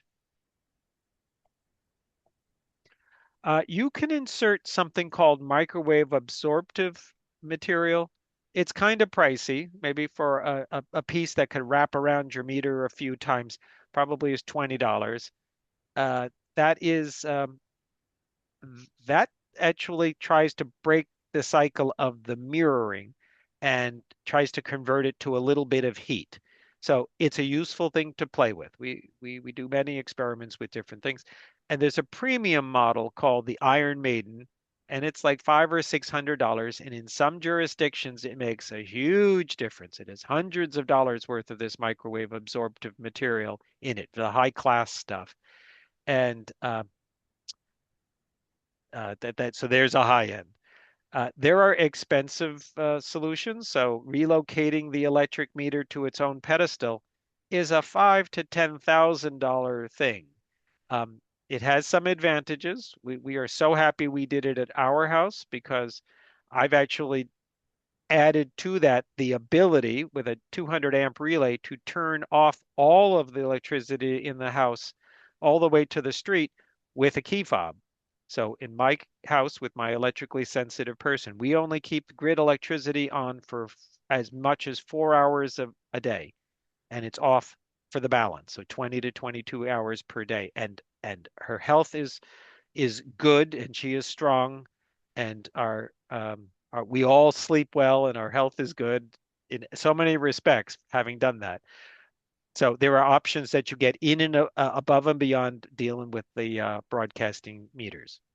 So how can we know if we have improved the situation? We want to measure inside the house. So many times, as shown in the photos on this slide, measurement is done outside the house. You don't sit, stand, or sleep outside the house under normal circumstances. So, what matter is it that it's been reduced there? It's what is it like in the house? So, that's where you want to measure it, right behind it or in the bedroom. How are those 902 to 928 megahertz signals doing? You could you could do all this work and still be getting stuff from your neighbor because all of you have it. And then options, there are more options, but everything gets expensive. So if the electrically sensitive person in your house feels better, pat yourself on the back. Whatever you've done has worked. If not, try something different and keep trying all the options until something is better. Otherwise, person has to abandon things, and it happens. So I'm going to release back to Cece. Okay. Thank you so much, Ken. I just continue learning from you, and I'm so very grateful that you have joined us once again to help run this show, but also more importantly, to teach us what we need to know about all of our wireless radiation. Thanks, Ken. Okay. So we'll close out with just a few more minutes to give us hope. And we like to frame it up with Dr. Martin Luther King, who sorted out that when we finally have important changes in society, it comes through three areas. One, the public learns what's going on, and then they decide to get active on this. That's what we're hoping to inspire today, is to help you learn to protect yourself, and then perhaps with a little more courage to try and help your community as well. It goes through the courts, and we're going to give you some highlights of what's happening there. And then ultimately, public policy catches up with, in this case, the science, and we begin to actually protect public health and safety over corporate interests. So just know when you talk to your healthcare practitioners, they may have no idea about this. My doctor, I went in and she goes, "Well, wireless is everywhere." And I was like, "Oh, that's not a great starting point." But here we are. That's her starting point. So let me provide her with some resources. The EMF Medical Conference is available. All 50 plus videos from that conference are available at no charge. Dr. Cindy Russell and others founded Physicians for Safe Technology. That's a highly credible website to share with your healthcare practitioners. And again, as members of the public, we have access to all of this too. So let's keep our learning going as well. For other professionals, somebody the other day just said, wow, the engineers are the hardest people to talk to about this because they are so ingrained in that it's all about the power, it's all about that heat effect, because that's all they've been taught and that's what they've been practicing their whole careers. So we have this wonderful paper that came as an output of our presentations down at the National Institutes of Health at the Health and Building Roundtable Conference. Frank Clegg from Microsoft Canada pulled together some of the doctors and the scientists and the building biologists, and they did a wonderful paper on what it truly takes to make a smart and healthy building. So again, we've got resources, know your audience, and know which lever to pull for each group of people. In our schools, we have got to get on this and quickly. The effects of any toxin are cumulative with dose. So how long have our kids been sitting in industrial strength Wi-Fi in our schools and then at home with this nonstop radiation? So we're so very grateful to Patty and Doug Wood at Grassroots Environmental Education. They're an award-winning team with the EPA for getting some of the toxins out of the playing fields at the schools and elsewhere. And they have built this Tech Safe Schools national program where they have, a beautiful website, nothing scary, nothing threatening, but just the facts presented in a way that we can absorb it. There are letters to your school administrators. There are toolkits for your school IT department on what they can do today to just start reducing things like the beacon signal. How frequently is it pulsating? In Silicon Valley at Palo Alto School District, they discovered that they could take it down 90%. The industry delivers these products full tilt, and you can take it down 90% without even losing any connectivity as you develop your plans to make your way toward hardwired solutions. So lots of great resources for us there. The Massachusetts Breast Cancer Coalition worked with some of the experts, and they've come up with a prevention program on cell phones and wireless at age-appropriate levels. So from kindergarten all the way up through grade 12, they have materials for the students and for the teachers. So just know it's all there. And Dr. Alexia McKnight, who I mentioned earlier, who got so sick from the smart meter, she and I were brought in to present at her children's school on their health and wellness professional teacher day. And we gave 4 different presentations throughout the day and got to educate them on a 45-minute program. And that is available too. Reach out. We'd be happy to help you in your schools. And then here's that online training course that can be completed in about an hour for less than the cost of a movie ticket. There are bulk discounts for schools or corporations. We may have a Robin Hood model where if a company decides they're going to train their employees, if they want to help pay for the local schools to get trained too, we can work with you on that as well.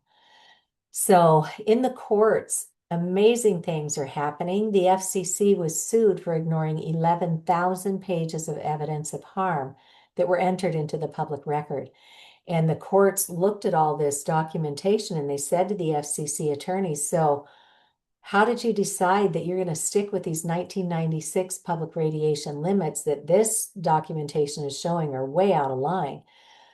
Well, the FCC did one of these. They went, oh, the FDA said it was okay, but not one of our federal agencies have ever done the assessment top to bottom on what this issue is.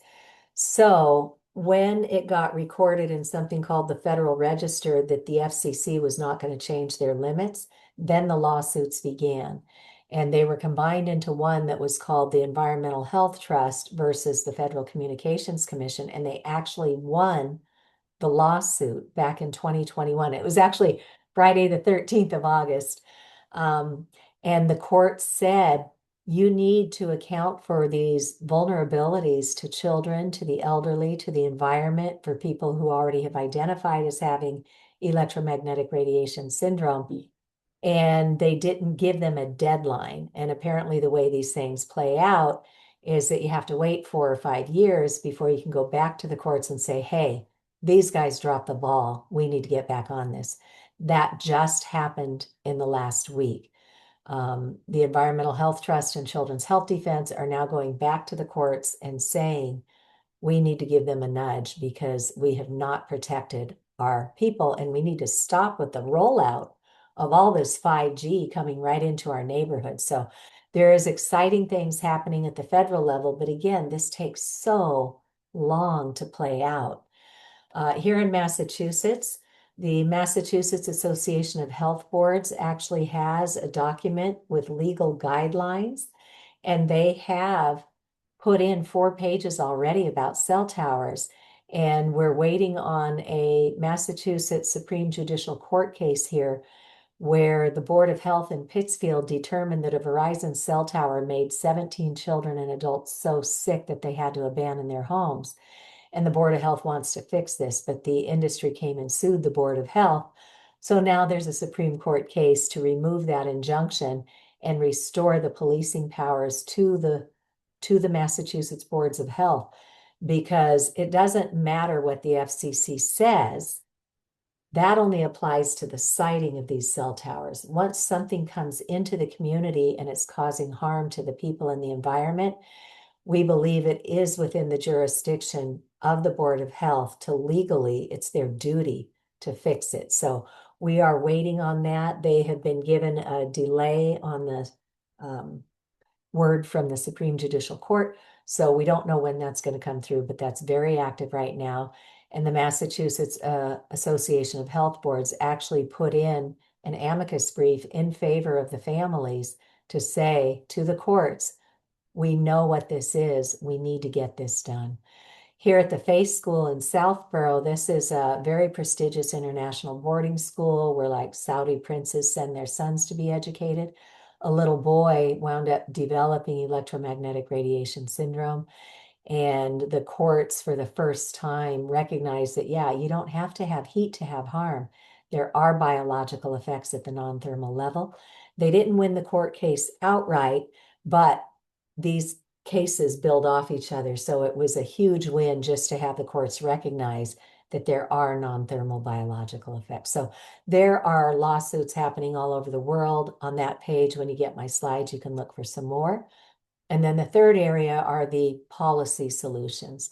I mentioned at our opening that we helped New Hampshire pass the first law in the country to do this investigation, and they came out with 15 recommendations to educate the public, protect the kids in the schools, get building inspectors certified. So if you're going to buy or rent a new place, they can come in and tell you what your risk level is, get our federal agencies back on it, get the environment protected. So that is the best outcome that we've had here in the United States. And now up at the federal level, if you were to go and look at the Make America Healthy Again strategy report, on page 7, you see that they are saying that they are going to start investigating this and address it. So all this legwork we've been doing is really helping. Every seed planted does not go to waste. So that is our hope. But again, they're up against these powerful industries that are going to try every trick in the book to try and stop them. So there's no cavalry coming. But you can look at this New Hampshire report and see the questions that they asked and why it's so critical that we address this, because our country allows 100 times more radiation than certain other countries because we've got the industry here. So we need to look at the cumulative effects and start protecting ourselves. So feel free to take a look at that. And then with smart meter policies, Vermont since 2012 has had a no fee opt out. You could call up tomorrow and say, hey, I don't want this smart meter. They'll come replace it the next day, no questions asked. Everybody should have that right. We have 6 bills about wireless radiation right now in Massachusetts. One of the smart meter bills is still advancing. They gutted the bill with all the protections. They rewrote it, and all they said is, okay, Department of Public Utilities, you need to set a standard fee because some people are charging $500 a year. Some people are charging this amount or that amount. So we should have a no fee opt out. Like Ken said, we should be able to just call in or send a photo of our readings. They don't need to send somebody out to the house, so there shouldn't even be a cost involved. But nothing changes if we don't speak up. So we have some action alerts going right now. And once you're on my list, you'll receive those. Please, we spend hours and days and weeks teeing all this up to make it easy for you. So just do the very best you can when we send this stuff around. Okay. So where do we go from here? Next steps, keep learning. We know this is like drinking water out of a fire hose if it's your first time in here with us. But people come and learn and pluck up the courage to try one change, and then that might work. And then they come back and they listen again and learn a little bit more. So do your best to keep learning. We, for our part, will continue to offer these free public education webinars every month. And if I can rope Ken into joining me again, we'll do another one for June until this legislative session is over. Um, and out in the town of Lee, citizens actually started talking to their town about it and they listened. It was amazing. And they brought some of us in to educate. The select board did do the investigation. They saw what the facts were, and they actually sent a letter in to the legislature to encourage them to pass these laws to protect us and give us these rights to opt out of toxic technology. So that was amazing. And then the citizens asked, let's do a public forum so everybody has a chance to learn. So there's a really good role model to follow out in Lee. And you can check that out too. And they actually invited Eversource. Jared Lawrence is their VP of Customer Service and Digitization. And he came. I don't think he knew what he was walking into. We didn't sabotage him, but we were there to present the facts. So he got to present first on all the benefits of the smart grid. And then people lined up at the microphone with him for questions and answers that went on for like a good hour and 20 minutes. So if you really want to hear what people are experiencing, that's a really good program. And then I was brought in to present the science and the medical recommendations. And Ken wasn't available that night, but he recommended a colleague, Rex Funk, out of Woodstock, New York, which is close to the Berkshires where Lee is. So he came in and he gave the technical information there. So lots of great things. Our libraries now carry this film in their streaming services, Generation Zapped. That's a great next step. Sit down with your family, your neighbors, your loved ones, and watch this award-winning documentary. My EMF Points of Confusion versus Fact is a quick fact sheet to hand to people that kind of debunks a lot of the disinformation that's out there. And again, here's this course. In an hour, literally, you can have everybody around you trained on this. Um, so for today, let's aim for as low as reasonably achievable. That's the principle that the Centers for Disease Control and Prevention use when we're dealing with radiation. So European Parliament, they use that as well. Let's aim for as low as reasonably achievable and then get the ball rolling once you get your own self secured. We will help you bring forums in. We can do the heavy lifting, but it takes the citizens to create those opportunities. So here's when we send out the slides tomorrow, you'll be able to take this quick action as well. So, and just to summarize, Eversource here is charging $42 to swap out the meter if they've already installed a smart meter, and then $34 a month every month to get the reading. National Grids is $33 install and $26 per month. So thank you. We'll provide you with our contact information.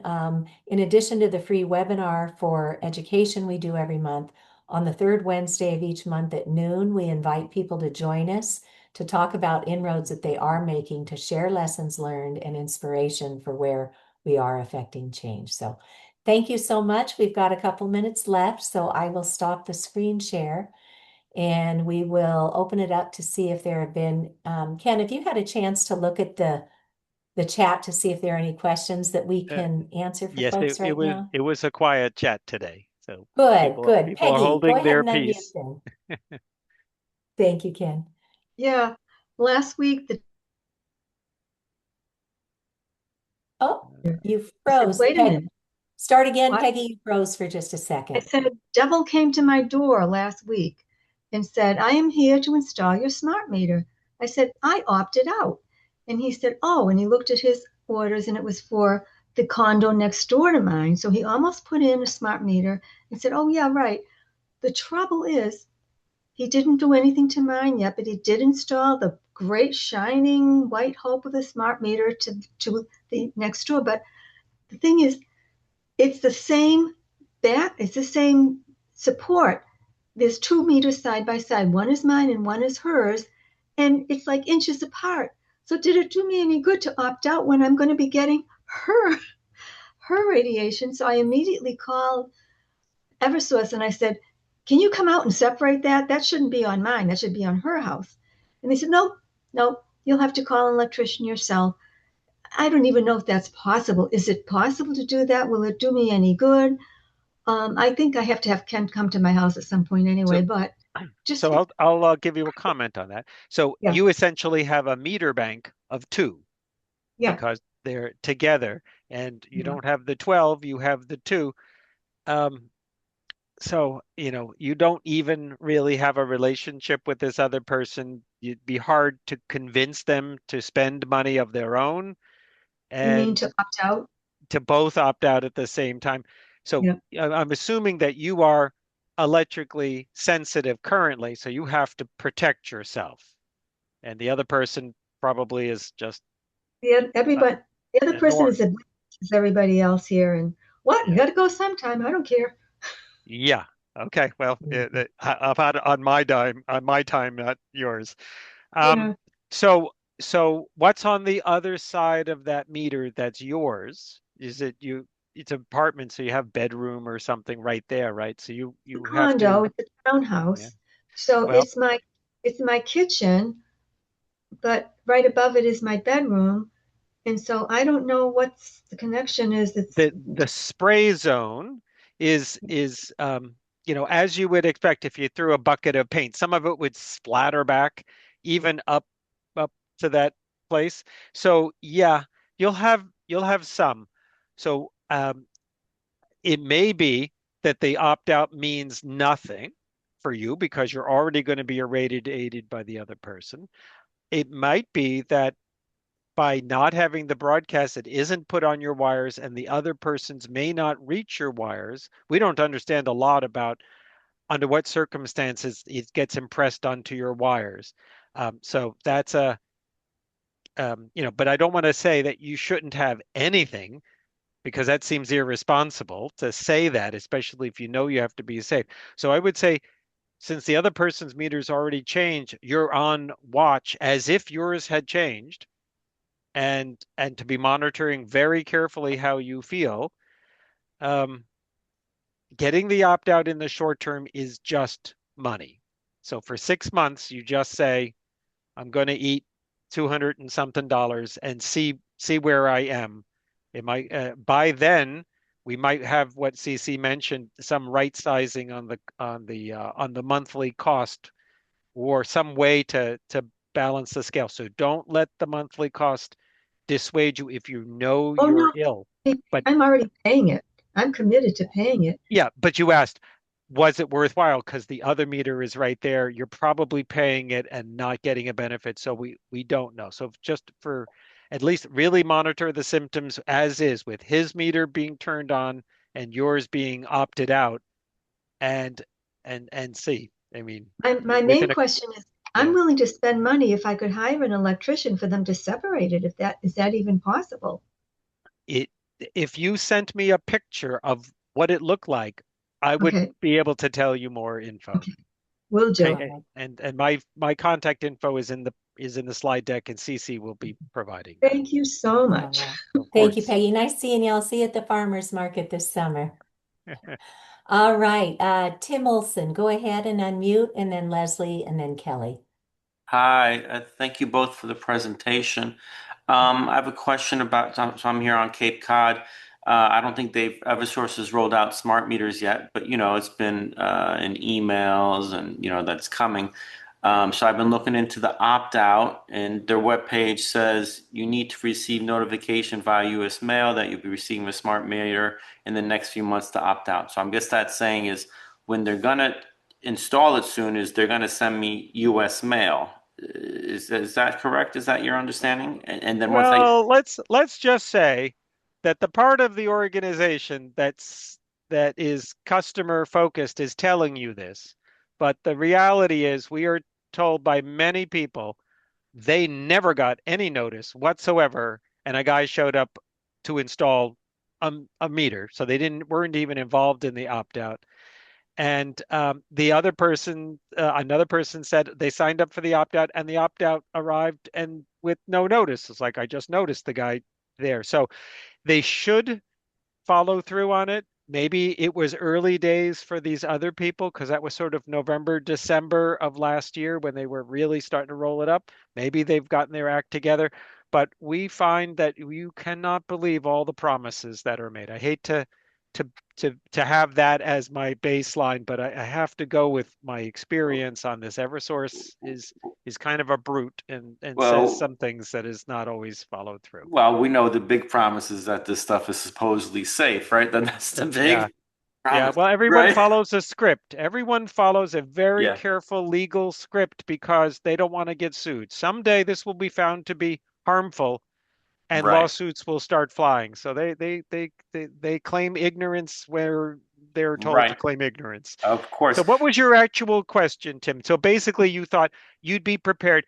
You tell them again. So you said you already paid for it and just said you can contact the customer service and said, and could you just note on my form, I wish to be present when the installation happens. Now you don't, that doesn't compel you, but it does sort of compel them one more time to tell you the time range when they're going to do it. And so you have a better idea. Right. Yeah, I well, personally put a lock, a combo lock on the meter socket where they normally stick their little schlucky that prevents people from tampering, the little piece of metal.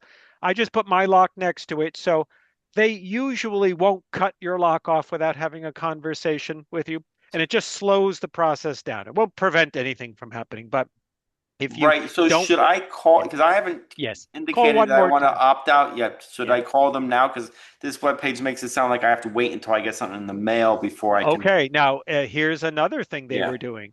They were saying, here's what we're going to do for people who want to opt out. Thank you for your opt out form. What we're going to do is put a regular meter on your house because we're going to do it on everyone's house. And then we're going to later circle back and change your meter out. Make it clear to them that's not what you wish to have happen. You would like them to install one meter, just the opt-out meter, not any intermediate because it's more convenient for them. That was the other reason to have the lock, that we just keep everyone honest because what they do is they send the young guy out in the truck and he claims ignorance. Oh, you know what? I'm the young guy. I don't know nothing. I just installed what I was told to install. There are all sorts of excuses to make you do what they want. Right. So just Right. just so you put the lock on, but be available to take it off and call them again and say you want to be there and let's make sure you've signed me up for the opt out. And the final thing is we have had multiple cases reported where the opt out was installed and the person had a meter. They either looked at it later or looked at it at the moment of install and found it was emanating. Right. And so the Right. guy is like, oh my gosh, I'll get another one from the truck. And that one wasn't emanating. So at the very least, quality control Hmm. absolutely is a problem that has been noted. So I don't know. Right. They're not trained on, they don't have a meter themselves. They just take what is boxed up in the truck. It's completely uh there's so unprofessional. So No, no, I let's get. I leave mean, it at that. I currently have a down tree from the winter storm blocking the meter, so I can use that as an excuse for now. But Yeah. my only other the thing is they Chopped say down a that tree a month, you could have the whole year. Just leave that down tree, right? Every time there's a new tree at this guy's house, I don't know what it is. Okay, I guys, got we've the got a readers few too. others. Yeah. Oh, good. You've All got right. the Safe and Sound Pro Good too. for you. That's Yeah, yeah, excellent. yeah. I'll come to one of your monthly third Wednesday meetings. So I have a few other questions, but I want All other right. people. Excellent. Yeah. Thank you. Excellent. Well, we look forward to seeing you third Wednesday of every month. Okay, Thank great. you, Tim. Thank you. Next was Leslie, and then Kelly, and then Anne Marie. Hi there. I'm not in Massachusetts. I'm in Arizona and Colorado. I missed a few parts of this call. If I'm asking something that's already been spoken to at length, feel free to just tell me to listen to the replay. But I've heard that even though you've changed your meter, that it might still be just as bad in terms of being like dangerous, the health harms. Do you have any thoughts on that? You Yeah. think that might be Okay. true or not be I'll give true? you the quick. I'll give you the quick first. Watch the replay, but I'll give you the quick Okay. answer now. Um, the the the secondary danger is dirty electricity. So Yep. all Yep. electric devices, it's endemic, but it's particularly bad for the smart meter because it's got its hands around your entire several thousand feet of your house wiring. So these frequencies come on the wires right behind your bed and they emanate out. So wherever you have an electric field, you have this jittery noise. So Yep. if that's the case, you want to be able to turn off the electricity in your bedroom at night through the breaker. It's not as easy as one breaker because you have other wires in your wall, depending on your situation. And that will greatly diminish the influence that that dirty electricity might have on the most important place of recovery is the bedroom sleeping spaces. So you think this might be the case if I do have had a safe and sound meter for years now, like at Yeah. least 3, maybe 4, Yeah. Safe and sound and can't detect this. It the can't dirty detect the dirty electricity? electricity. No, it's so minuscule. It's put on the wires and it rebroadcasts, but it's just not going to be perceptible. Or let's just say if you do perceive it, please let me know because Well, it would be a first.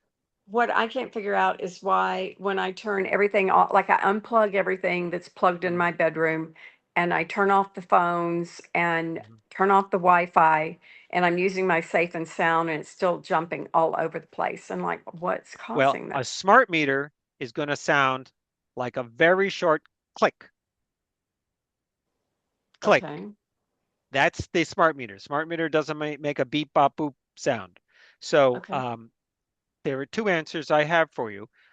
The audio on the safe and sound is great. It really can help disambiguate the sources.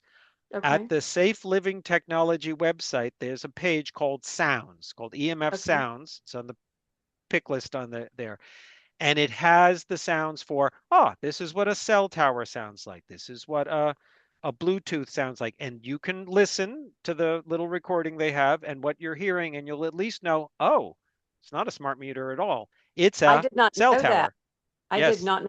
That's Well, that's why interesting. you're here to learn stuff. Is there This is any good. chance that like you think it's unlikely that even though I've had my meter for a while, although I don't use it a lot, very little, is there any chance it's like of poor quality at this point? Like I should be getting a better, newer version? No. Well, I mean, if you've Probably. bought it in the last 5 years, Yeah. it's green and it's Yep. safe It's and green. sound Pro Yep. 2. Yep.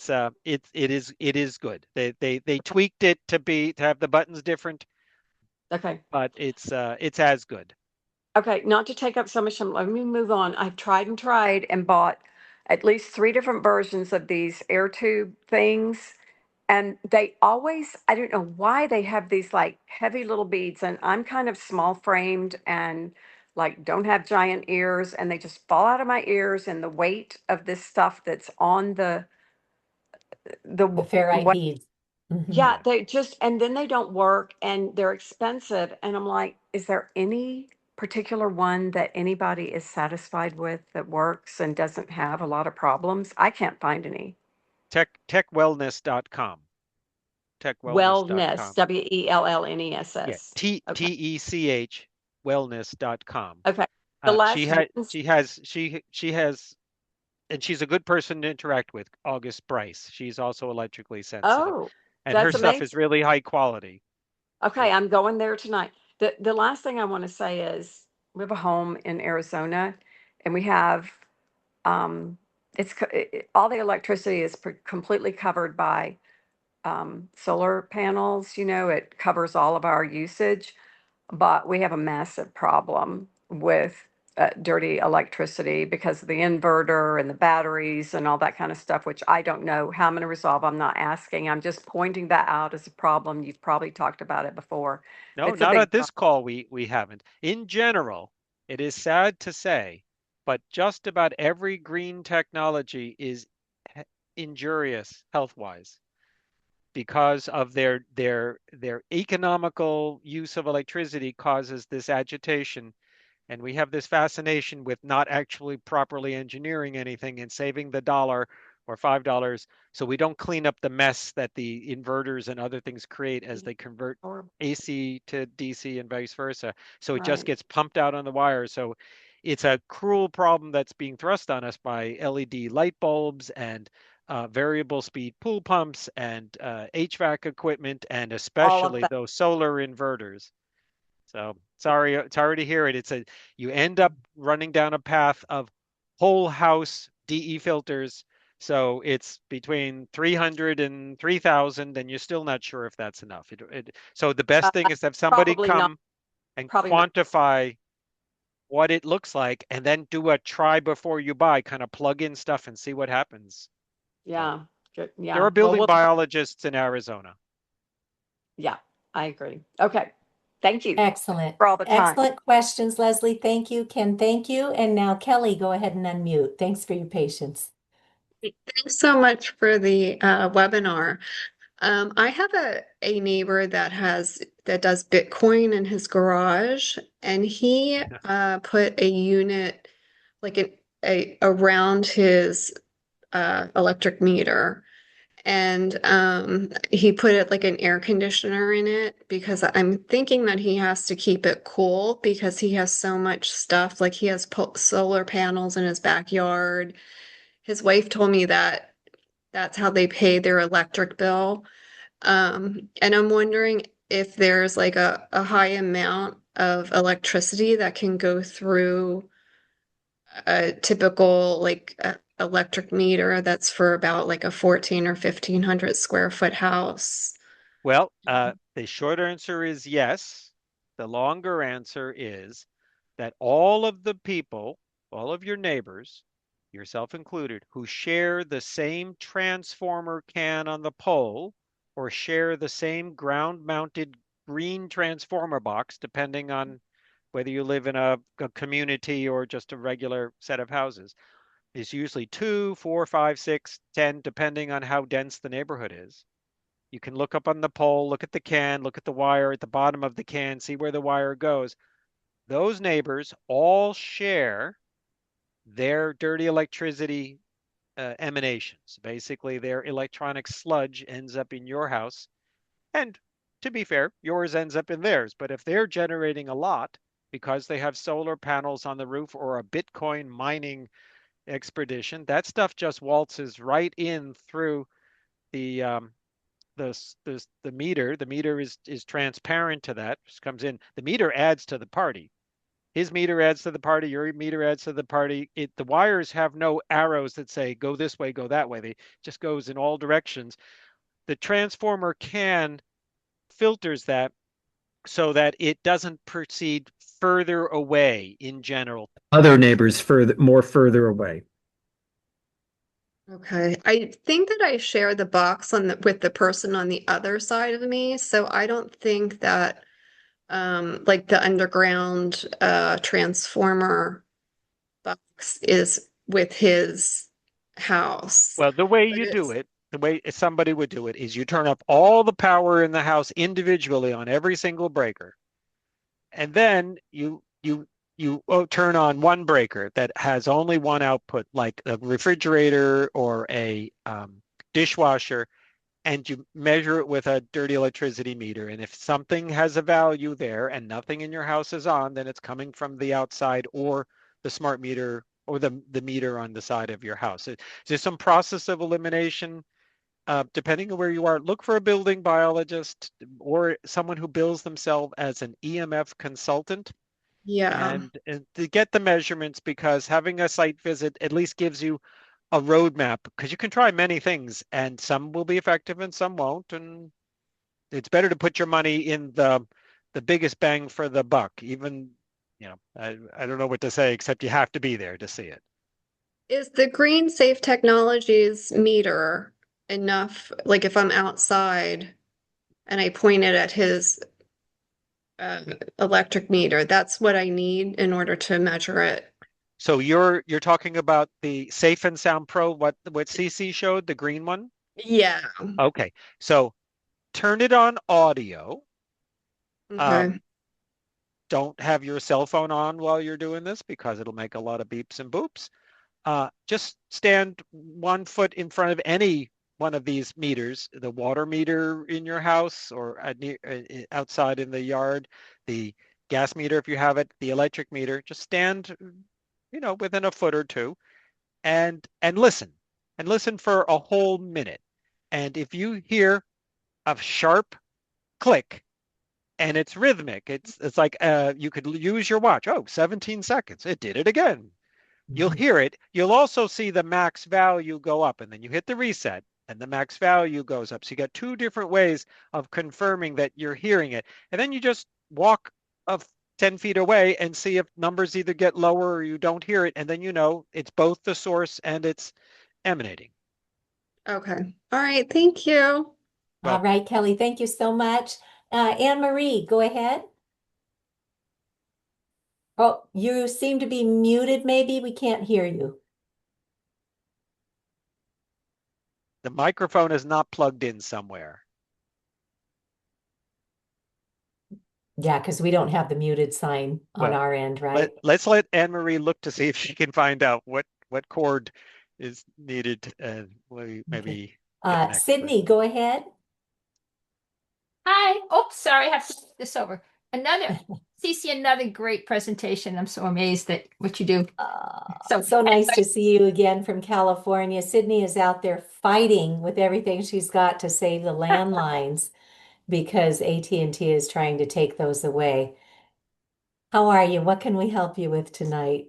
Well, just a quick question about, you mentioned the dirty electricity meters. So is that like a spectrogram thing, and then what would you recommend as the best kind of shielding plugins to try to eliminate the dirty electricity from our grid? In other words, our neighbor has one of those solar, we have solar and everybody has solar in our neighborhood, as well as lots of pools that have all those circulating, whatever those things are, that the power stuff that comes off of those pool filters.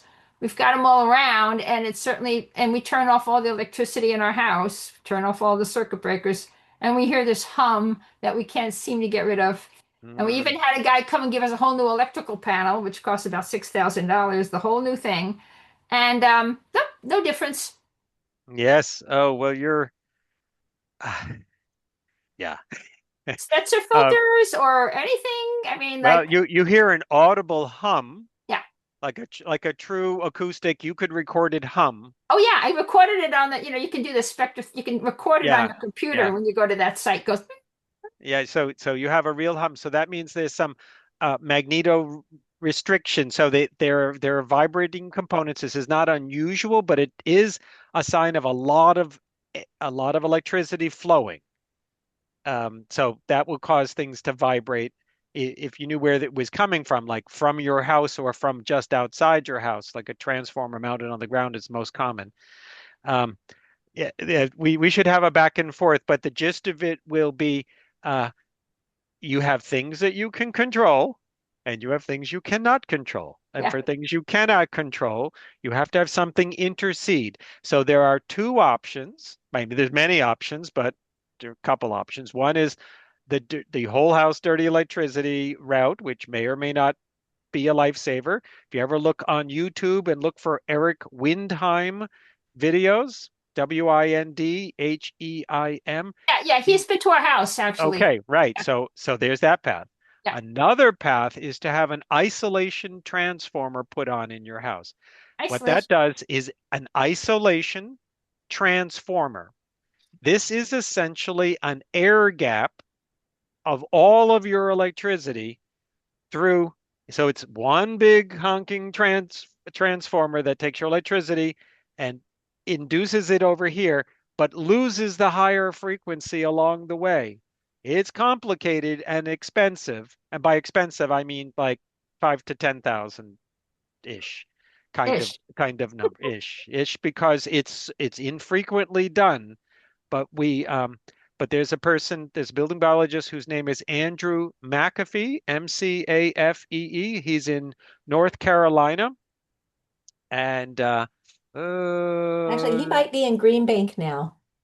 yes, but okay. Well, he's in one of those places, Yeah. and he is pushing that as a solution, like an Uber solution. He's also an electrician, so that's worth pursuing just to see what it is. I'm trying to figure out how those things work for other clients, so I'm not up on it, but I know it's an option because the dirty electricity filtration stuff can get expensive and can run out of gas. Okay. So, Thank you so much. I'm going to have to jump in about 3 minutes. okay. But Anne Marie, were you able to get yourself hooked back up? And if so, go ahead and unmute. And while we wait for Anne Marie, Leslie, did you have one more question? If so, go ahead and unmute. Okay. All right. I Well, think that's a wrap. yeah, I think it's a wrap. Thanks everybody for staying on. Such great questions. I'm so honored to have Ken Gartner here to answer them technically for us. And we will send out the recording and the slides tomorrow. So I wish you all a tech safe night and we will see you next time. Take care. All Bye-bye. right. Bye-bye. Thank you, one and all. You're very welcome. Bye-bye.